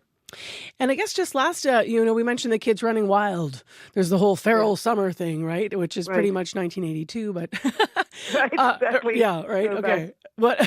But I do wonder if we've been talking about that being a good thing, how can parents also maybe invite a little bit more of that unstructured play into the fall? Well, yeah, if kids have kind of been a lot more independent during the summer, and some to a greater or lesser extent, that's why the gradual weaning in is a good idea. So it's not from being completely feral to being completely structured. I think, there's always a middle ground. But again, to talk about that at a meeting and talk about how things will look different and to discuss how different it may look. So kids might say, I've enjoyed having a little bit more freedom during the summer, and I really don't want to go back to 3 extracurriculars next year. So you may decide to just pick one. And pare it back. Just pare back, yeah. And kids are often very overscheduled. Summer, it's like it goes from all to nothing sometimes. And the contrast can sometimes be huge. Part of the stress too. Yeah. Well, exactly. we'll have to leave it there this morning, Sarah. Thank you so much. My pleasure. Take care. Sarah Dimmerman, psychologist and author. She was in Toronto, and school day here in Manitoba is pretty much starting 3 weeks from today. The ocean is vast, beautiful, and lawless. I'm Ian Urbina, back with an all-new season of The Outlaw Ocean. The stories we bring you this season are literally life or death. We look into the shocking prevalence of forced labor, mind-boggling overfishing, migrants hunted and captured. The Outlaw Ocean takes you where others won't. Available on CBC Listen or wherever you get your podcasts. CBC Gem is your ultimate sports destination. It's free, it's live and on demand, and it's everything you need for a summer full of edge-of-your-seat sports action. Experience exciting leagues featuring elite athletes in the Wanda Diamond League, the new Northern Super League with top women's international and Canadian players, and a whole lot more. Watch free on CBC Gem. 7:25 a.m. is the time, and still ahead in about an hour's time from now. I have muscle cramping, some nausea, and even vomiting, but really, this is nothing compared to what the people in Gaza are experiencing every day, and it is absolutely worth every bit of it. That is the voice of a Winnipegger we're going to talk to in about an hour from now live. We'll check in with her. She's on a week-long hunger strike in support of Gaza. She will share more about how she prepared, why she is doing this, and explains also what she hopes will come out of it. So that's coming up in about an hour from now. Right now in Winnipeg, this morning we're mostly cloudy, 13 degrees, and it's time for morning sports with Paul McGowan. Good morning. Good morning, Marcy. So let's start with baseball and the Blue Jays. They opened their series against Chicago with a win last night, and quite a story for how they really, expanded their lead, right? Yeah, it's such a good. They end up winning 5-1, and part of that is 5 great innings from Jose Barrios, but part of it, as you alluded to, a 3-run home run off the bat of Ernie Clement. It came in the 4th inning, gave Barrios and the Blue Jays some much-needed breathing room. It also should not have happened, and that's because with runners on first and second and nobody out, Clement, who was hitting in the 8th spot last night, was given the sign to bunt. I was ready for the bunt sign. I'm looking really hard, and I just, I must have just missed it. Yeah, it's really bad. If you're going to do that and miss a sign, you better hit a homer or they're going to be pretty pissed at you. So, I'm glad I put a good one on it. Don't you love the nervous laugh from Ernie Clement there? He knows that despite the good feelings after the game, there is a conversation coming about looking for that bunt sign a little more closely. Game 2 of that series goes tonight. Kevin Gossman on the mound for the Jays. Locally, the Winnipeg Goldeyes on a 3-game win streak. They shut out the Claiborne Railroaders 2-0 yesterday. Unfortunately, the teams that Winnipeg is trying to catch in the playoff race also winning. So the Goldeyes remain 10 games out of a postseason berth. Game 2 against Claiborne goes tonight, a 6:30 first pitch. I hope the call was like, what a bunt! It's out of here! And it's gone. All right, let's go to the Canada Games now. We're seeing some last-minute venue changes, lots of challenges for the athletes. Because of wildfires that have broken out near the site of the games in St. John's. That smoke in the air, concern for the athletes. And there are shots of beach volleyball action yesterday with a huge plume of dark smoke in the background. Canada Games CEO Karen Sheriffs talked about the decisions being made because of those fires. We just went into action to look at which sports were impacted and how we could properly pivot. And it took a team of staff and volunteers, everyone to really come together and go, okay, how can we keep some of the sport moving here? That is the power of the Canada Games. Everybody showed up hands down and we got it done. And it's pretty emotional to see this happening here today. Now, it sounds like things are going off without a hitch, but there are stories, for example, the Newfoundland and Labrador box lacrosse team being woken up at 7 a.m. out of the blue because they had to get to their new venue. But there is no immediate danger to athletes or to staff. It's just that when the rest of us are being warned not to exercise outside when it's too smoky, you certainly don't want athletes competing at a high level in those conditions. Let's finish with soccer. The next leg of the Canadian Championship begins tonight. Both semifinals begin tonight, and we could be looking at an all-CPL final. And seeing Canadian Premier League clubs go up against MLS squads like the Vancouver Whitecaps is always fascinating because the MLS teams have payrolls that dwarf the CPL sides. And nowhere is that more apparent than in the semifinal between Forge FC of Hamilton and those Vancouver Whitecaps. Vancouver is fresh off of signing German star Thomas Müller to a contract that essentially pays him more than what Forge can spend on their entire roster of players. Forge captain Kyle Becker, though, says that it isn't the money that matters. Sports is funny that way. When you believe, it's like this superpower that you don't even know you had it. It allows guys to just stay in it versus you have 10 minutes left and you're like, there's no chance, we can't do it. You just stick together. As ridiculous as it seems, going into these games, playing against MLS club, is everyone always writes us off. We're the underdog, so we're playing without any of the pressure that the other guys have. Again, that's another one of those funny things in sports that you can't really put it into a statistic, but it weighs on you. That belief in Hamilton should be helped by a home crowd for them in leg one of this semifinal. The other semi takes place just outside Vancouver, which I know is a bit confusing, but it is Vancouver FC, the city's CPL team, that is playing in the other semifinal against Ottawa, which could set up a Vancouver final in these Canadian championships. All right, Paul, thanks a lot. Thanks, Marcy. That is Paul McGowan with our morning sports report. Still ahead, we're going to continue talking about Team Canada out at the Summer Games. So we'll talk to the chef de mission this half hour about how things are impacting our local athletes that are there to compete. Speaking of which, we got the schedule for the Summer Games today. So Team Manitoba in tennis, basketball, cycling, softball, and baseball. And from here in our province, we have, of course, everyone to cheer for. But specifically, because there's kayak going on today, canoe kayak, and swimming events that are happening through the day. We have a pair of siblings, Hannah and William Wintonu, which we'll be cheering for. And then in baseball, Nate Lodwicks goes with a game today as well. So stay tuned. More coverage on how the conditions are affecting the athletes coming up. Right now, though, your CBC Manitoba News. This is CBC News. Good morning, I'm Josh Crabb in Winnipeg at 7:30. It's mostly cloudy and 13 downtown. It's 11 in the Paw and 10 in Gimli. Manitoba hired a staffing agency 2 years ago to bring 150 new doctors to the province. But the number the company has actually recruited since then, according to the province, just 2. Brianne Mueller says the largely ineffective recruiting drive is frustrating. She's still looking for a family doctor in Steinbach, and she's lived in the city 12 years. She wonders what went wrong with this company, Canadian Health Labs. Maybe they need some kind of background check. Maybe start asking questions. If you only have 2 doctors in 2 years, something might be going on. The province's 2-year contract with Canadian Health Labs ended in July. The NDP government says it won't be extending the contract. Canadian Health Labs hasn't responded to our interview requests. Passengers hoping to fly on Air Canada this weekend may want to explore alternatives. The union representing more than 10,000 flight attendants has issued a 72-hour strike notice. The airline now says it will lock out employees. Both sides blame the impasse over wages at the bargaining table. Mira Baines reports. The earliest workers can walk off the job is on Saturday at 12:01 a.m. Eastern or 9:01 p.m. Pacific time on Friday. Air Canada flight attendants held demonstrations at 4 major airports on Monday. And last night, the union representing more than 10,000 flight attendants issued strike notice.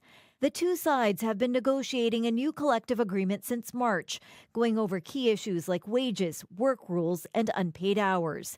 People worried about their flights this weekend have options. The airline says that any passengers booked to travel between August 15th and August 18th can change their flight if tickets were purchased no later than August 13th. These passengers will be allowed to change their flights for free to another date between August 21st and September 12th. Mira Baines, CBC News, Vancouver. Canada's defense minister says Manitoba would benefit from more spending on its military facilities. David McGuinty visited CFB Winnipeg yesterday to talk up his government's plan to boost pay in the armed forces, but he also hinted at putting money into infrastructure projects in Manitoba. Each time a project is undertaken here on the base, it has a major economic effect in the region. So as we begin to invest in infrastructure like housing here on the base, water systems, wastewater systems, more electricity coming into the base, this will have a very powerful effect on the economy. McGuinty says the pay increase of between 8 and 20% were long overdue. He says this summer has shown the need to attract and keep more members of the armed forces, with members being pressed into action to help with an unusually busy wildfire season. And there are new evacuation orders in effect in Newfoundland and Labrador because of fires. Residents in part of the town of Paradise outside St. John's are being told to leave, and fire officials are warning of another hot and windy day. Brett Ruskin reports. Today, a team of Nova Scotia firefighters are waking up here in New Brunswick, ready to help battle a pair of stubborn wildfires. They're part of the close cooperation we've seen this past week between East Coast provinces. Right now, the fire outside Moncton is smaller than in recent days, down to 45 hectares. Meanwhile, in Miramichi, that fire has grown to more than 1,100 hectares and has nearby residents on alert, ready for a possible evacuation. It comes a day after a fire ignited near Halifax Halifax's busy Bayers Lake Shopping Centre. Water bombers flew in from New Brunswick to try to knock down the flames. That fire is still considered out of control, but is now down to around 25 hectares in size. All of this under ongoing historic heat and dangerous dryness. Today, communities across the Maritimes will again be sharing both resources and the hope for rain in the forecast. Brett Ruskin, CBC News, Moncton, New Brunswick. A plan to rejuvenate Graham Avenue in downtown Winnipeg is already showing its age.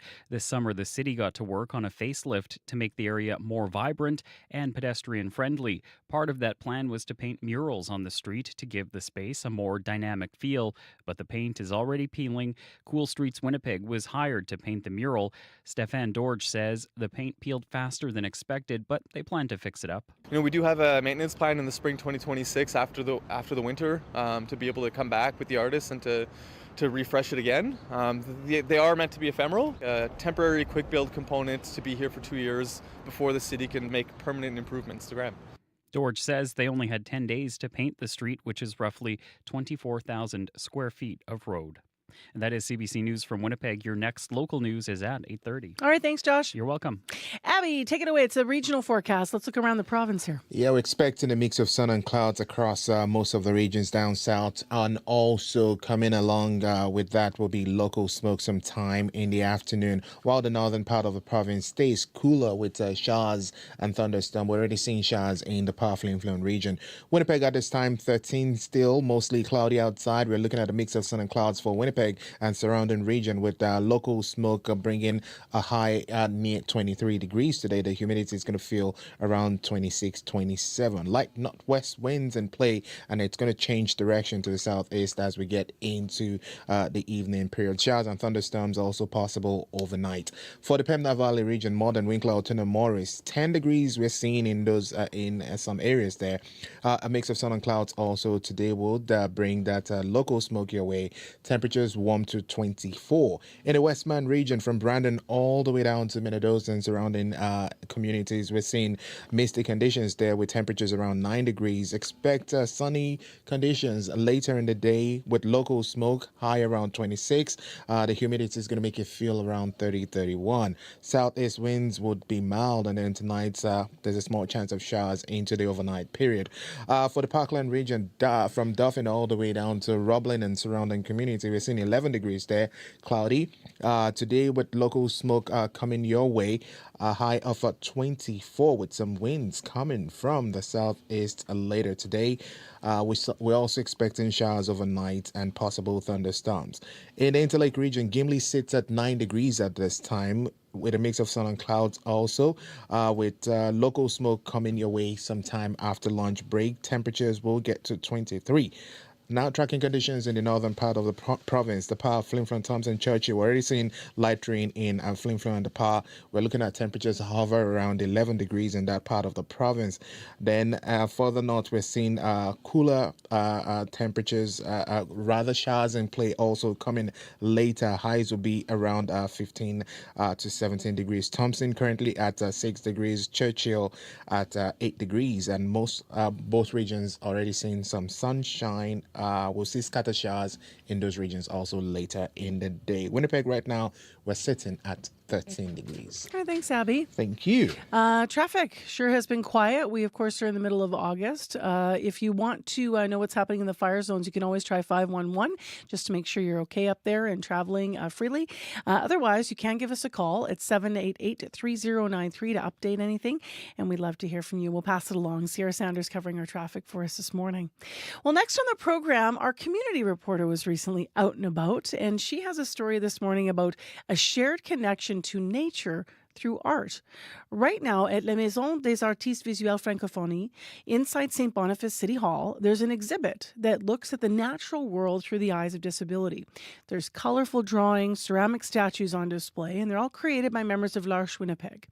Now, that organization provides housing and other supports to people living with intellectual disabilities specifically. As I mentioned, CBC Manitoba's community reporter, Shanley Vidal, gives us a preview.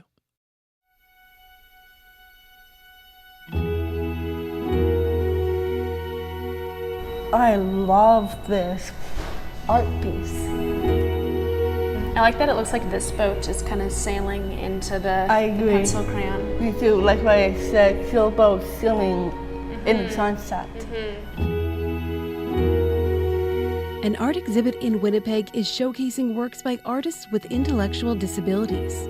More than 20 members of L'Arche Winnipeg contributed works to Experiencing Eden, Disability and the Natural World. It's on at La Maison des Artistes Visuels Francophones. L'Arche employee Jubilee Duick-Thiessen says a lot of consideration was put into the message behind the art. I think the norm is to think of disability as something that is imperfect and something that wouldn't be part of a perfect Eden environment. But it's really important to us to declare and to celebrate that disability is a perfect part of human life. Which one did you make, Kaylin? I made this blue moon by hand. I like making faces on the clay. Kaylin Regier is one of the artists. Critters on the moon, some hair on the moon. Being part of this exhibit is a big deal for her. I did have a bit of happy tears. I never shown my work before, so this is kind of different for me. I just feel very proud of myself. The creation of this exhibit was a wonderful learning opportunity where our artists got to engage with new mediums and try new ways of making art that maybe they didn't think were possible for them. Did some egg carton baby frogs, Mr. and Mrs. Frogs, and did a reef. It was out of the very old records. People put their music on. We used that. We just painted like the ocean colors. I like these things. The artist descriptions with the photos. I like these. All of our artists were incredibly proud of each other, and I asked a few of them, what was your favorite piece? And they couldn't give me a favorite one because they just loved them all so much.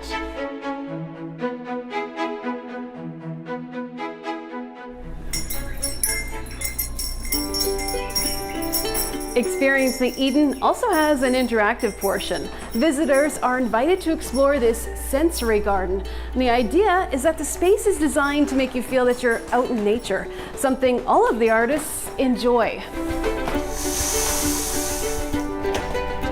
The space resembles the outdoors with clouds, trees, sun, and even rain. There's lots to touch and interact with and things to listen to and smell, like bird sounds, dried herbs, hanging beads, and papier-mâché animals. That's so cool. We wanted to tell the story of the perspectives and experiences of our members with disability in nature and how being in nature makes them feel connected. I made these lovely bead bracelets. So pretty. I just love the nature out inside. It feels so cool. People can walk through and take a rest on our bench and take a break from the overstimulating, stressful nature of real life and just feel a sense of peace and connectedness in our garden. Shanley Vidal, CBC News, Winnipeg. Looks like a lovely thing to visit in St. Boniface. Experiencing Eden is on through August 23rd. Inside St. Boniface City Hall, of course, that's a big iconic red building in St. B. It's at La Maison des Artistes Visuels Francophones. Commotion with Elamin Abdelmahmoud. It's time to talk about Funflation. Crime Story. You got one witness who can't be found. This American Life with Ira Glass. There are signs that read, see something, say something. Radiolab. What is coming up? What is going wrong, actually? The Sunday Magazine with Pia Chattopadhyay. How does the last 24 plus hours complicate or change things? Telling Stories. Sunday night on CBC Radio 1 and on the Listen app. CBC Music Live. Head into the big venues, intimate concert halls, and small stages. Celebrate live music the way it was meant to be. Share in an unmistakable energy of being shoulder to shoulder with music fans and face to face with some of Canada's best musicians. It's such an honor and a pleasure to play here. CBC Music Live, brand new season. And catch past episodes right now on CBC Gem. Well, speaking of some of Canada's best musicians, the Burt Block Party returns to downtown Winnipeg this weekend. If you've never been, it's so fun. They set up the big stage, and I just love the crowds being right in the heart of the downtown. It is the 5th year of the summer concert series. This year, the headliners include Dean Brody, Marianas Trench, Kim Mitchell, and performing Saturday outside the Burt. Here are the Glorious Sons, and Everything's All Right.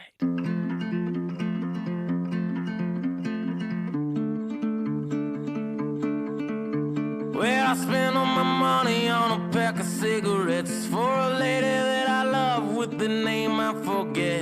That night I taught her how to laugh, she taught me how to slow dance. I tried to take her home, she said you don't stand a chance. I'm the closest thing my mother had to her daughter. I used to be ashamed of that, but now I'm kind of flattered. I learned that my weakness is a weapon anyway, so I haven't touched a pretty thing in 40 days. Everything is alright, if only for the night. I forgot what it feels like. I set out on a dream that I couldn't understand. It made me happy, sad, love, lonely, and numb to what I had.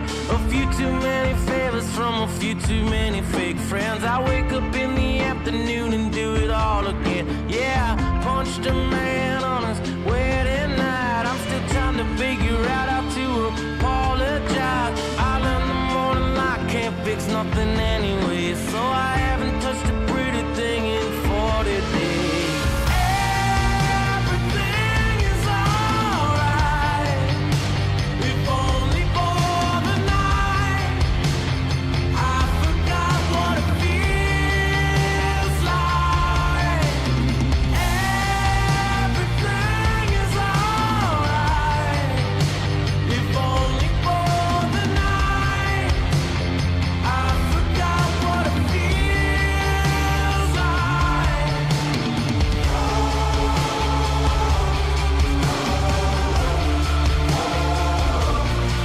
Can you feel it, baby?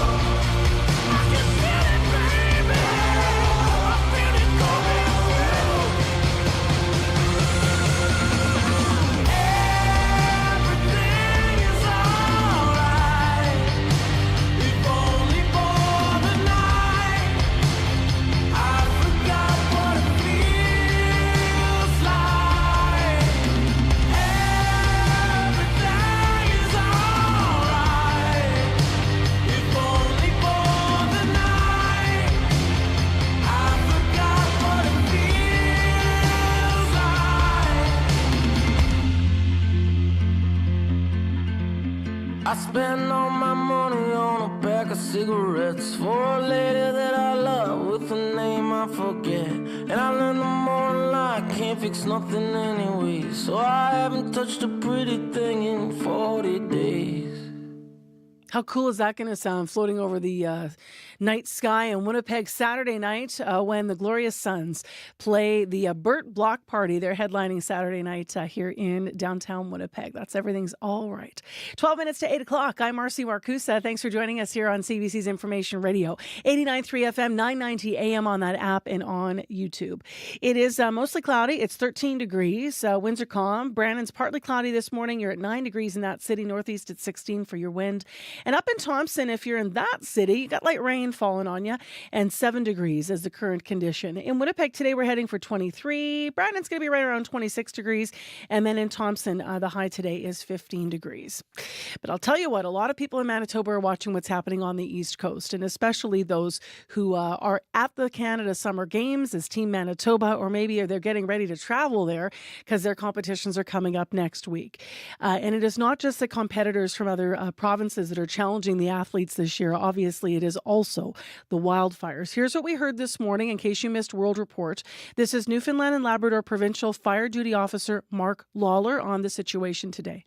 Today is going to be another hot, windy day. The fire weather index is going to be on extreme. So the potential is there for, some increased fire behavior.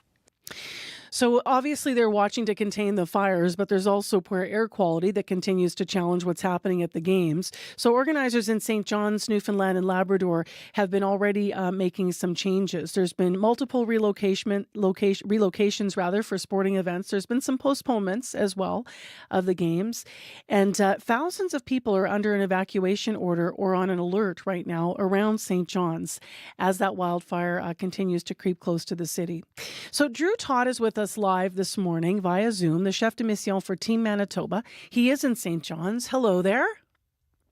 Hey, how you doing? I'm well. Now, we will talk about the great athletes and some of the things that are going really well here. So, and hopefully things will continue to go well. But these wildfires have to be causing some stress. What's it like there for you and for the team?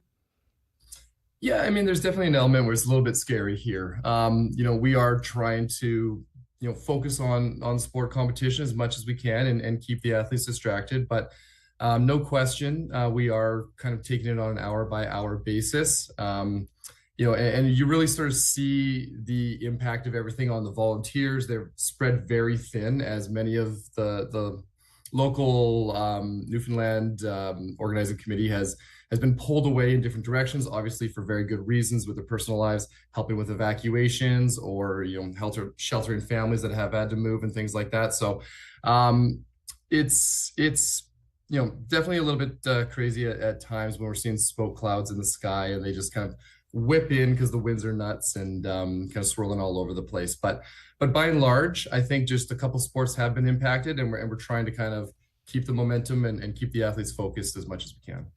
Do the athletes have to be on evacuation order as well? Like, what kinds of conversations have you had to have around that? I would say everything mostly within the city of St. John's seems to be okay. So it's really the town of Paradise and Conception Bay South. And they're a little bit southwest of St. John's. Definitely close, more like a suburb than anything, that have been evacuated, but it seems like the fire activity is sort of staying in that direction.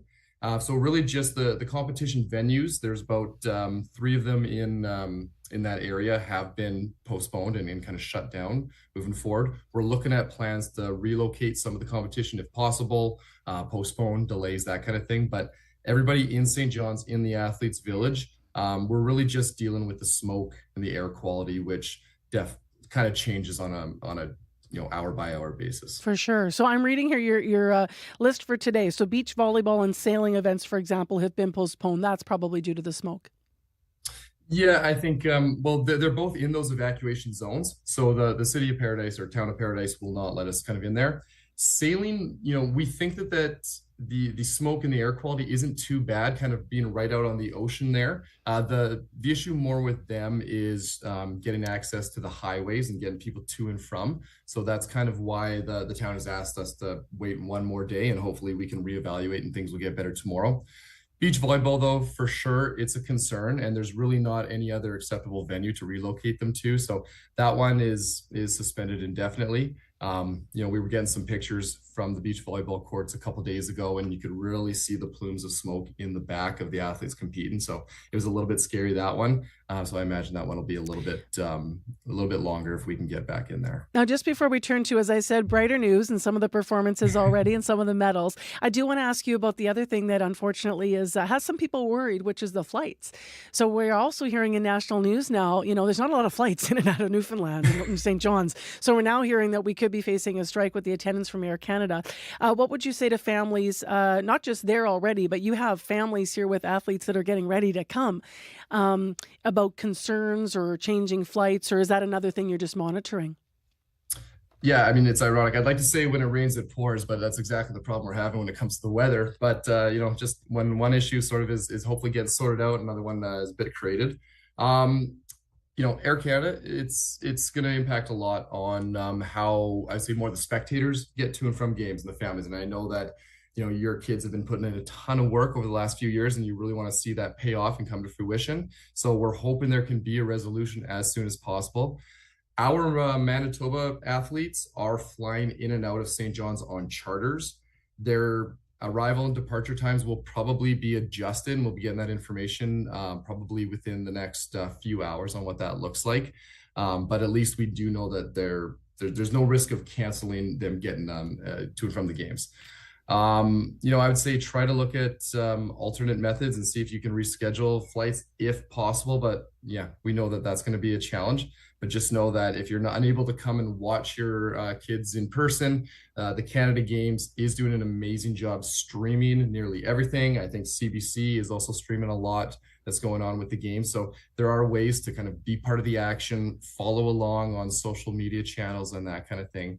It's not as good as the real thing, but hopefully we can at least kind of alleviate some of that concern if you're unable to get the flight. How are the athletes in the impacted sports taking some of the news? How are they handling some of what must be disappointing? It's certainly challenging right now for them. I think it hasn't quite hit home because we're still in that hiatus mode. So there's a chance that we can still get back.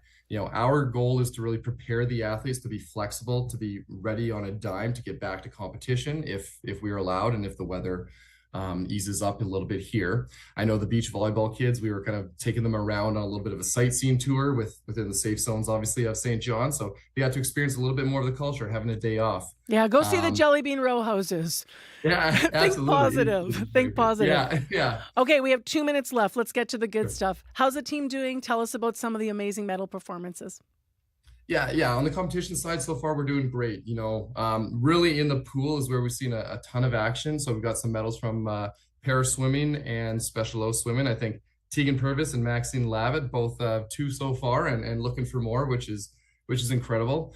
Soren Westlake in road cycling got a bronze medal, and I think that might be our first road cycling medal in at least 2 decades. So we were pretty excited about that. I know that program's been working hard. And today is a really big day for some of the team sports. We're in a lot of quarterfinals in baseball, softball, soccer. So, the teams are ready. They're giving it their all, and we're hoping for some big results to kind of continue on later in the week. And, it's been challenging here, but hopefully we can bring some good news back to the Athletes Village for us all to celebrate. You were mentioning, Drew, earlier in our conversation that some of the, maybe unexpected impact of some of the wildfire threats has been that the volunteers, right, are going to be busy with other things.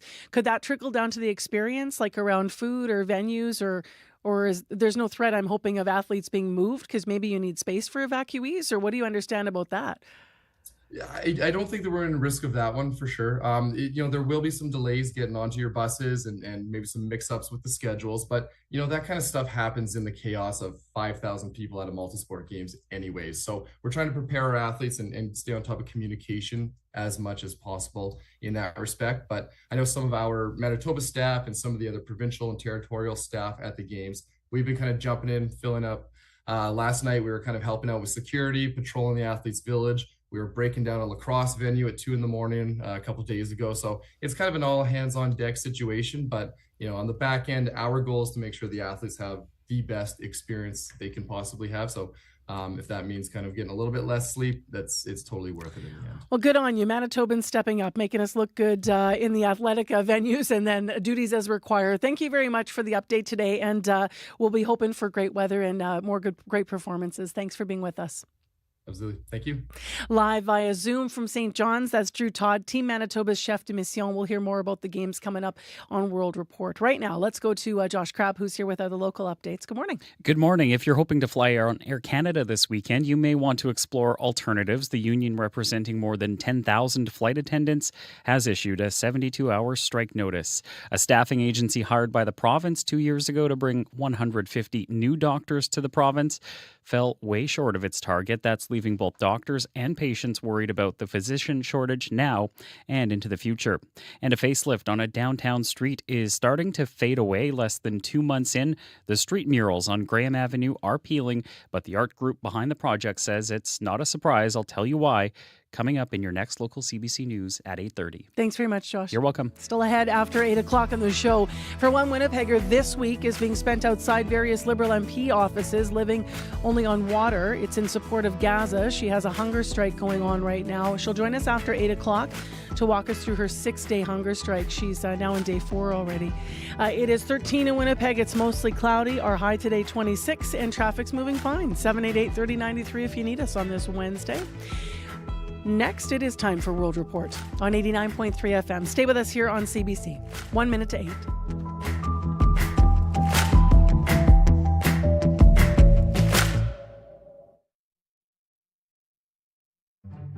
Today on Q. I'm Jill Deacon, sitting in for Tom Power. Fortune Feemster got her start writing on late night. Now she's a success in her own right with TV roles and 3 Netflix specials so far. Have you ever been compared to the entire Honey Boo Boo family? She'll talk about how she found comedy and why she keeps making jokes about her mom. Q. This morning at 10:30 in Newfoundland, and on the CBC Listen app or wherever you get your podcasts.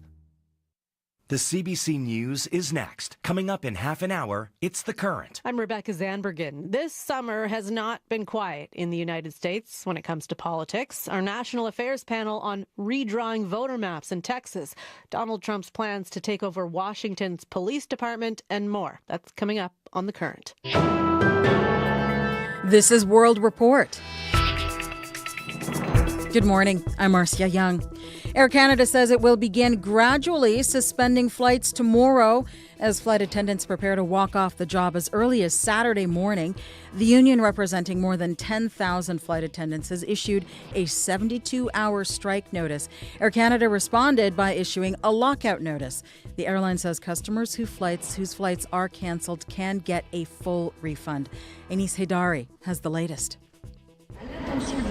CUPE, the union representing Air Canada and Air Canada Rouge flight attendants, has told the company they plan to walk out Saturday morning. The goal here is not to issue strike notice and sit around for 72 hours and plan a strike. Wesley Lasowski is the president of CUPE's Air Canada component. He says Air Canada didn't come to the table with additional money after the last offers and counteroffers were rejected. We also need to bargain a collective agreement, and unfortunately this was the next stage in the process. Air Canada said it's offering the flight attendants what it called the best compensation in Canada, and it is offering to now pay, at least partly, for hours worked before and after flights. In the days leading up to this strike notice, the union said the offers didn't keep up with inflation. As for Air Canada passengers who are worried they won't have a flight to catch, they could be moved to another airline. In an interview with CBC News before the strike and lockout notices were given, the company said it has agreements with other carriers, but this is not a small task. We have to be conscious, of course, that at this time of the year, there are very little seats available. So for those for whom we won't be able to find seats, then we'll refund or give them the opportunity to travel later. Anis Haidari, CBC News, Calgary. Members of the National Guard are now in Washington, D.C. They were deployed last night. U.S. President Donald Trump's administration is following through on an unprecedented takeover of policing in the nation's capital. Trump insists that D.C. has become one of the most violent cities in the world, despite falling crime stats. The CBC's Cameron McIntosh joins me now from Washington. And Cam, what are you seeing and hearing? Well, to be clear, there aren't National Guardsmen or FBI on every street corner this morning, but they are making their presence felt. Last night, 5 armored personnel carriers parked near the Washington Monument, about 24 National Guardsmen. They only hung around a couple of hours. It looked and it felt like a photo op. Meanwhile, neighborhood patrols are being carried out by members of the FBI, DEA, and Border Patrol. They've been walking around in groups of 4 or 5 wearing tactical vests, doing things like running plate numbers and searching for people on warrants. Now, there are conflicted feelings here. Many don't like how President Trump has imposed this, but crime, while improving, is a big issue in D.C. In some hard-hit areas, extra policing is being welcomed. Sandra Seegers is a community activist in Southwest Washington. I think this is long overdue. I've been wanting the National Guards in this area for years. I like it. I love it.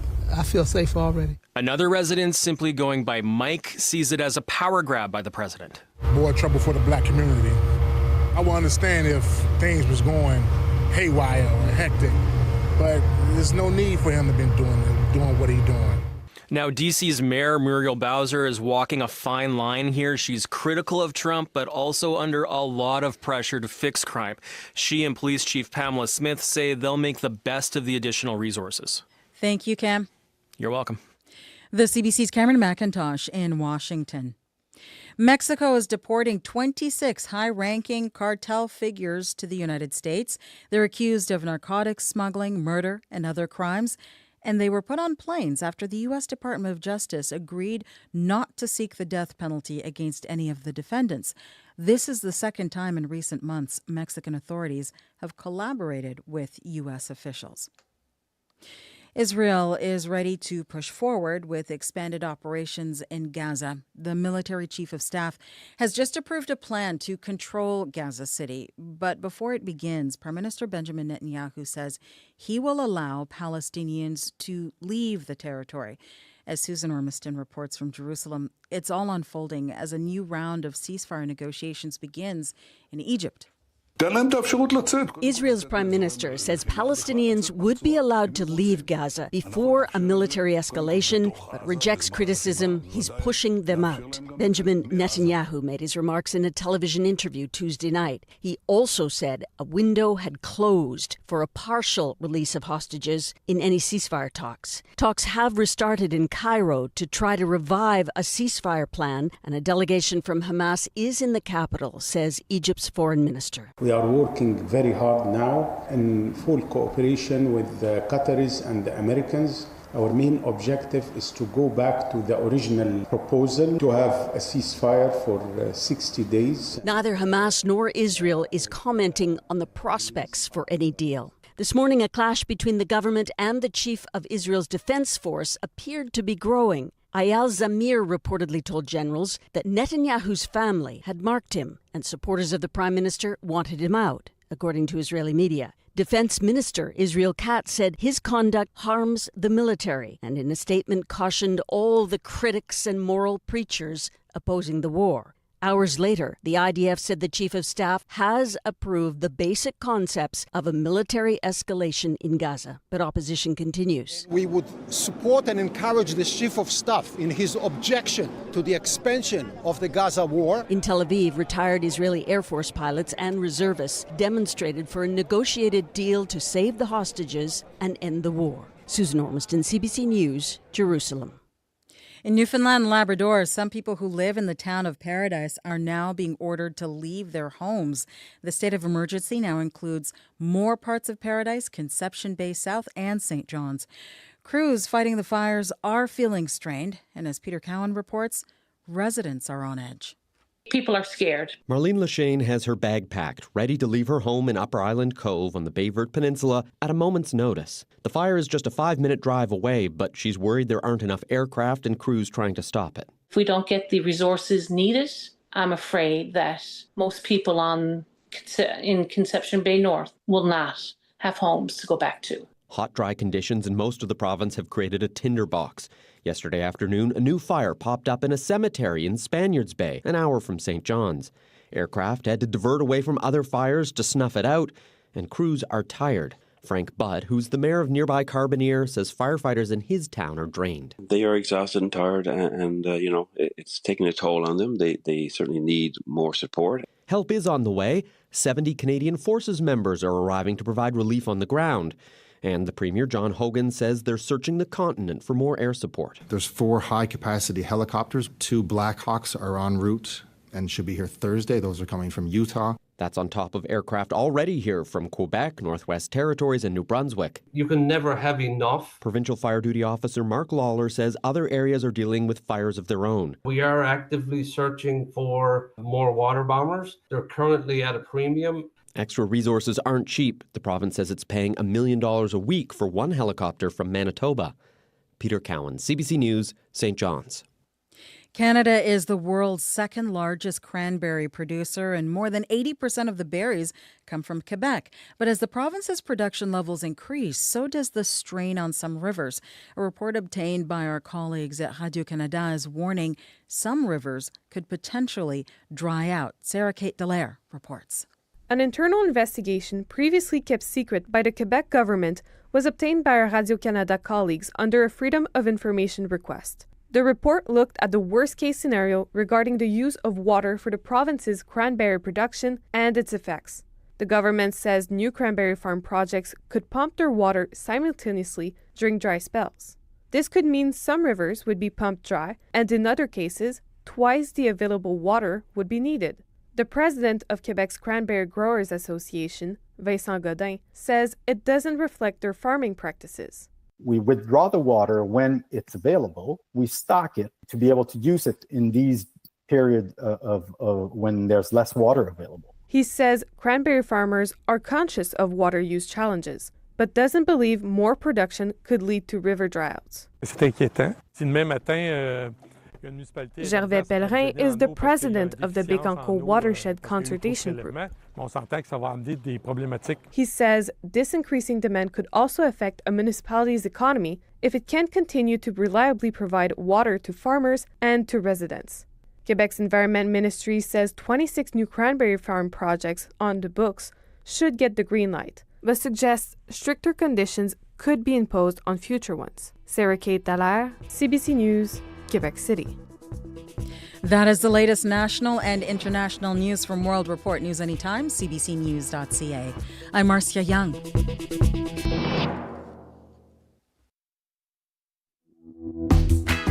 Good morning, Manitoba. I'm R.C. Marcusa. This is Information Radio. We're live in downtown Winnipeg on 89.3 FM, 990 AM on that app and YouTube. 8:10 the time.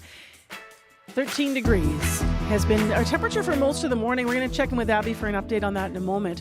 The other thing about today that's unusual is right now our air quality is pretty good.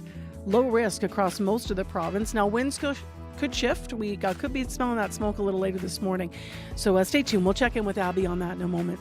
This half hour on the program, we're going to be talking to a Winnipegger live via Zoom. This week, she has been spending her time outside various Liberal MP offices, living only off of water. It's all in support of Gaza. She is in a hunger strike. She's going to join us to walk us through what has motivated her to do this. She's in day 4 of her 6-day strike. Stay tuned.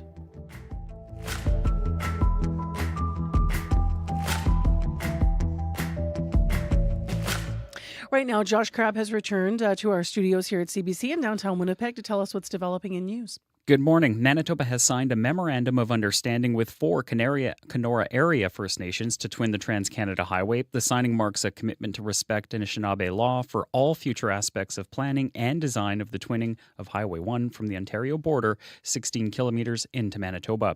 A company hired to recruit 150 doctors to Manitoba brought just 2 to the province. Now, the NDP government says it won't renew the contract.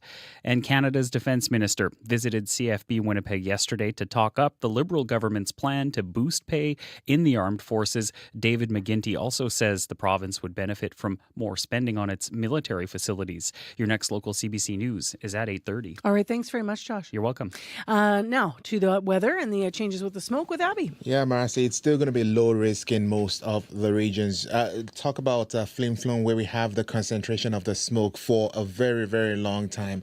Flin Flon will be seen just 1 tomorrow. So it's a nice relief, hey? Yeah, the rain will really be helping stuff in that part of the province. And, checking the track, and now it's still raining in the Flin Flon surrounding areas. We still have rain in that part of the province. For today, the south will be seeing a mix of sun and clouds. Some local smoke will come in later in the day. And while the northern part of the province will stay cooler with showers in a very large portion of that part of the province. Winnipeg right now, 13 degrees still. We're seeing that dance of a mix of sun and clouds already. The smoke will drift in the afternoon period. We see temperatures warm to 23. While in other parts of the southern regions, we're seeing temperatures hover close to 13 degrees from Brandon all the way down to Gimli. It's going to be a mix of sun and clouds and also smoke coming to that part of the province.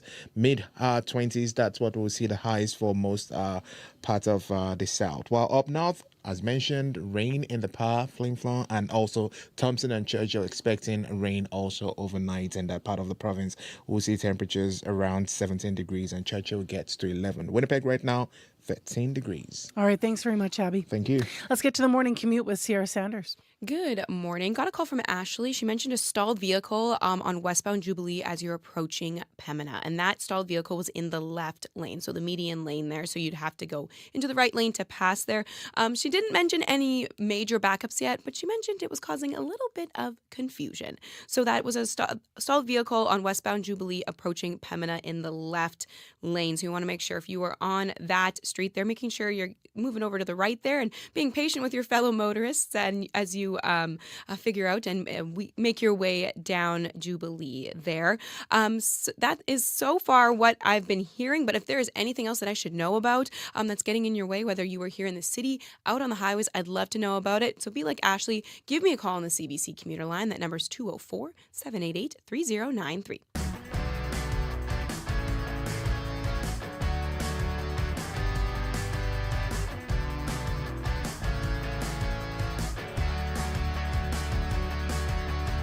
Well, as I mentioned, it has been 4 days since Winnipegger Monique Vermette ate her last meal. Since Sunday, the 25-year-old has been living off of water and electrolytes. It's part of her week-long hunger strike in support of Gaza. Yesterday, 24 countries, including Canada, called on Israel to allow unrestricted aid into Gaza. In a joint statement, the world leaders wrote, quote, "Famine is unfolding before our eyes. Urgent action is needed now to halt and reverse starvation," end quote. Here in Winnipeg, Monique is hoping her strike can effect some change. And she joins us now via Zoom. Good morning. Good morning. Thank you for having me. Thank you for being with us. Tell me more about why you wanted to be on a hunger strike. Well, as we all know, over the past nearly 2 years, we've seen massive destruction in Gaza. We've seen over 60,000 confirmed killed in airstrikes and other ways, the vast majority of them being women and children. Hundreds of thousands more missing under the rubble. And lately, forced starvation resulting in over 230 deaths, over 100 of them being children. So I just think that it's everyone's responsibility to take a stand against this and do whatever is in their power. And me personally, as an individual, there's not a lot I can do, but I can do this, and I'm hoping that it could change something. How are you physically holding up, and what are you allowing in your body? I mentioned some water. Yes, I am allowing myself water as well as electrolytes in the water, but no food whatsoever, no calories. This is day 4. To be honest, so far I've been holding up all right, although it has been tough. I've experienced weakness, fatigue, some muscle cramping, some nausea and vomiting, especially at night or in the early morning. But it hasn't really been anything more than I would experience with a mild flu. And I'm aware that the people of Gaza are going through much worse every day. And for that reason, this is completely bearable. I do not regret embarking on this journey, and I hope to be able to hold out many more days. Have you done anything like this before? Like how did you understand how to prepare yourself? I have not. This is the first time, and I wasn't really sure what to expect going into this. I just know that I had to do something and I had to try this. I did do some online research on health precautions. I'm planning to go to a doctor's appointment for a checkup just to make sure it's still safe. And I would encourage anyone who is on a hunger strike to take similar measures to protect their health. What kind of attention have you received to your action? Well, I have some leaflets that I hand out every time I sit outside an MP office or another location. And I have gotten some positive attention from that, just being able to spread information. Unfortunately, some of the MP offices have been closed due to unexpected circumstances on that day of the protest specifically. I can't say for sure that it's because of the protest, but if it is, I can't really imagine why politicians would be afraid of me all by myself with my signs peacefully protesting when it's their duty to, as politicians, to listen to the people. Yeah, but as you say, you don't know why they're closed. Can't Yes, confirm that I for can't sure. say for sure. Have you heard back from any of the political MPs, or have you heard from others in reaction to your action? I understand others might have even been joining you. Is that correct? Yes, thankfully I have a lot of people who are supporting me through this, even though so far I've been the only one on a hunger strike. But it is very nice to have a community that I can rely on, people who may come and stand with me at the various protest locations, people who may come and bring me some water, check in on me to see how I'm doing. So that has been very positive. I haven't really heard much from the actual MPs or any politicians regarding this. You've been protesting in support of Palestine for years. Why do you personally feel so passionate about this cause? Well, to be honest, there probably are several reasons. First of all, as any human being with empathy, I can see what's going on there, and it's really devastating. And I feel like I can't just stand by and do nothing. I have to try my hardest. As for why Palestine specifically, well, I am a Muslim, so that definitely adds to it.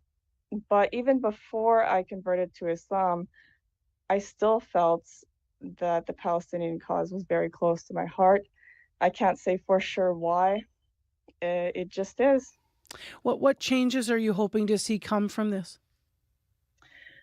Well, of course, I'm hoping that the government of Canada imposes sanctions, as they said they would, if the situation got worse and Israel did not allow aid in.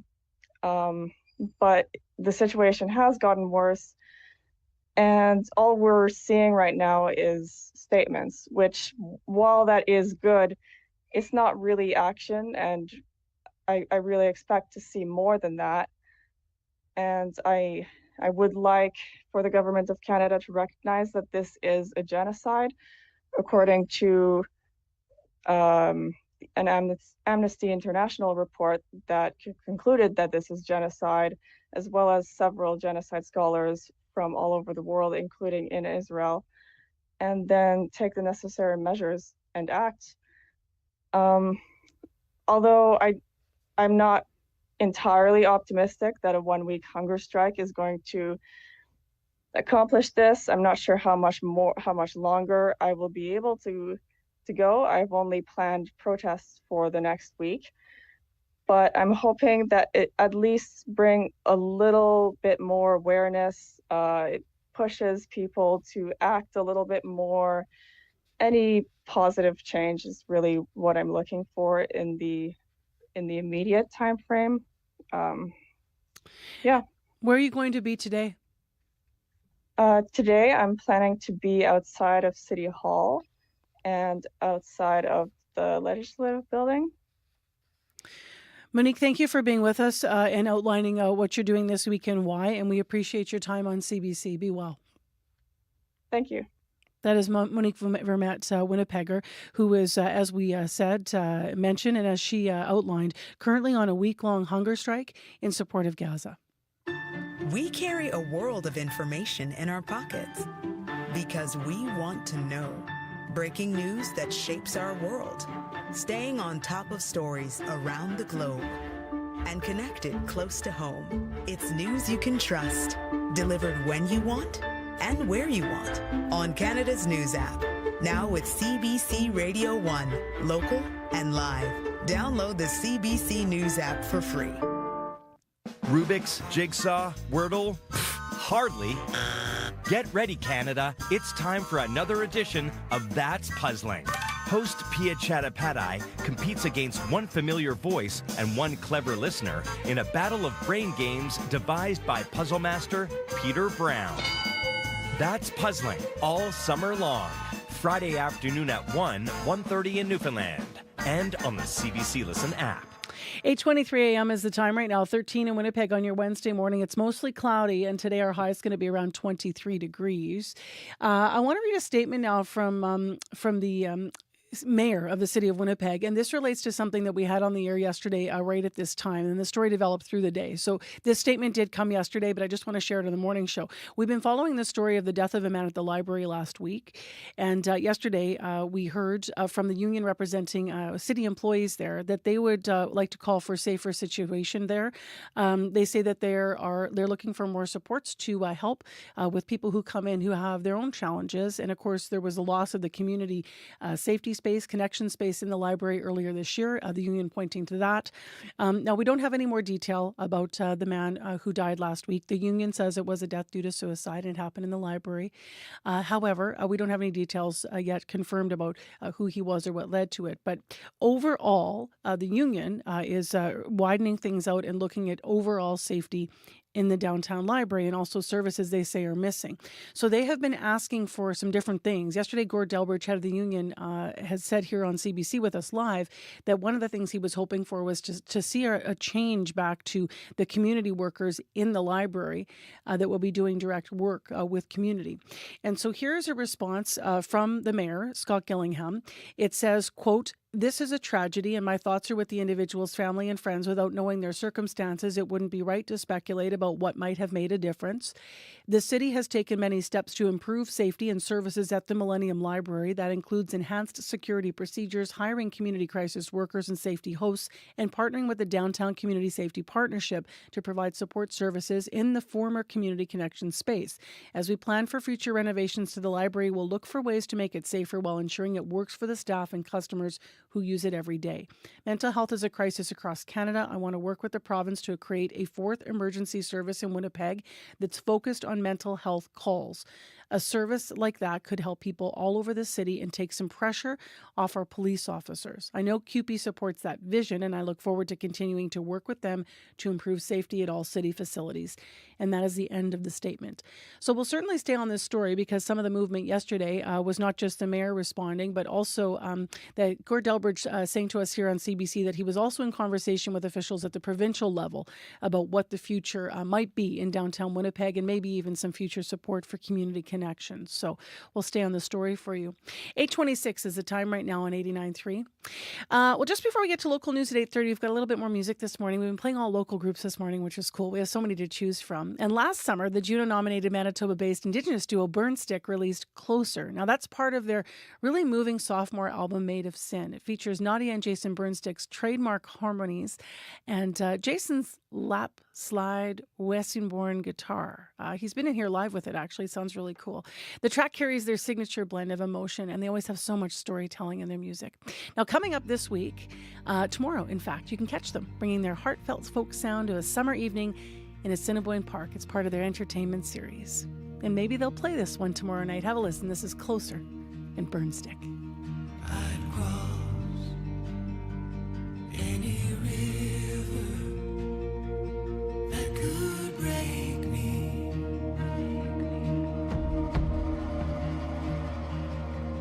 I'd lose every battle, rivers to the sea.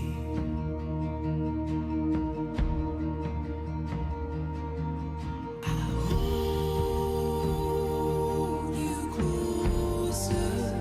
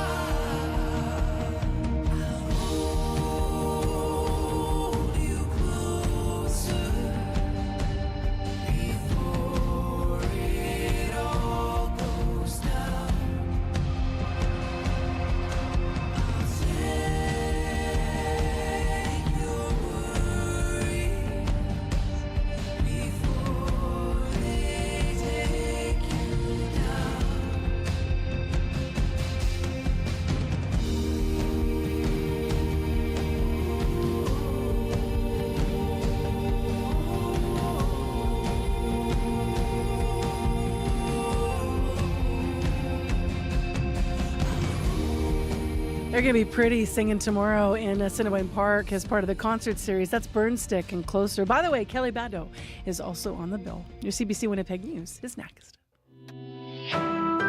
This is CBC News. Good morning, I'm Josh Crabb in Winnipeg at 8:30. It's mainly sunny and 14 downtown. It's 14 in Melita and 5 in Dooley Lake. Manitoba has signed a memorandum of understanding with 4 Kenora area First Nations to twin the Trans-Canada Highway. The Niwin-Wendanimik Partnership, which includes Shoal Lake 40 and Wishagamis Bay First Nations, held a ceremony with Premier Wab Kinew yesterday.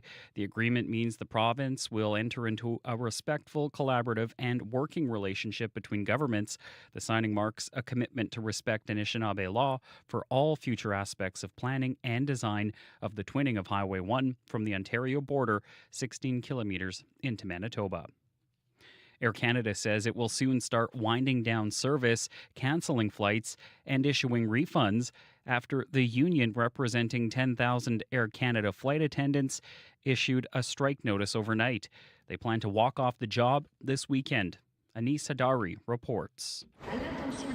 CUPE, the union representing Air Canada and Air Canada Rouge flight attendants, has told the company they plan to walk out Saturday morning. The goal here is not to issue strike notice and sit around for 72 hours. Wesley Lazowski is the president of CUPE's Air Canada component. He says Air Canada didn't come to the table with additional money after the last offers and counteroffers were rejected. We also need to bargain a collective agreement. Air Canada said it is offering to now pay, at least partly, for hours worked before and after flights.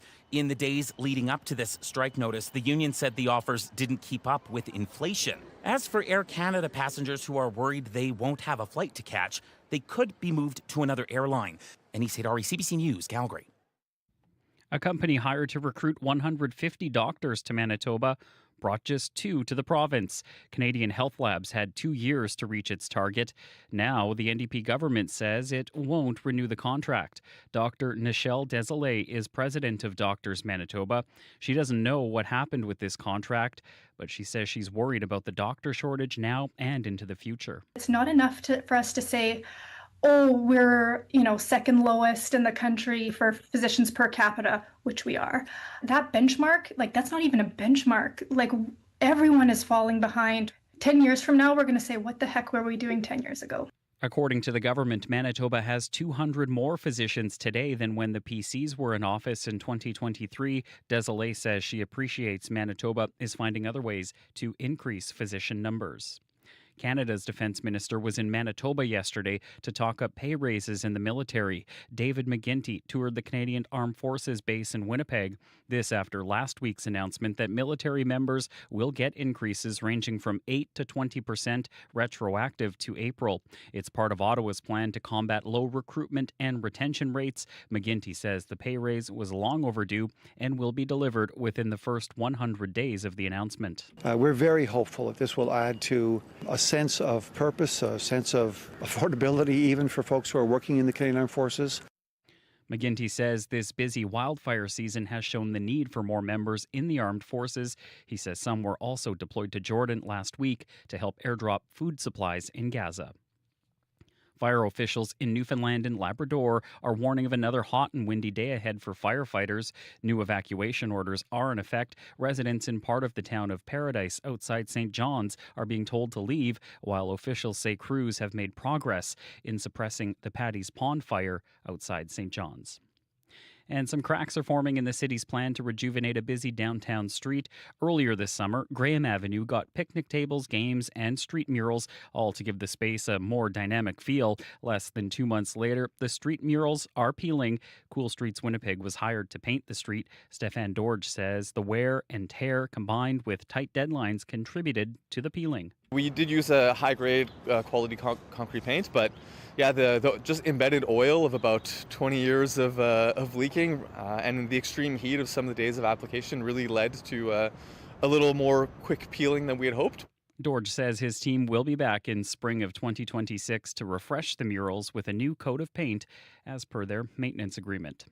And that is the CBC News from Winnipeg. Your next local news is at 9 o'clock. Thanks, Josh. You're welcome. Josh Crabb filling in this morning for Heather Walls.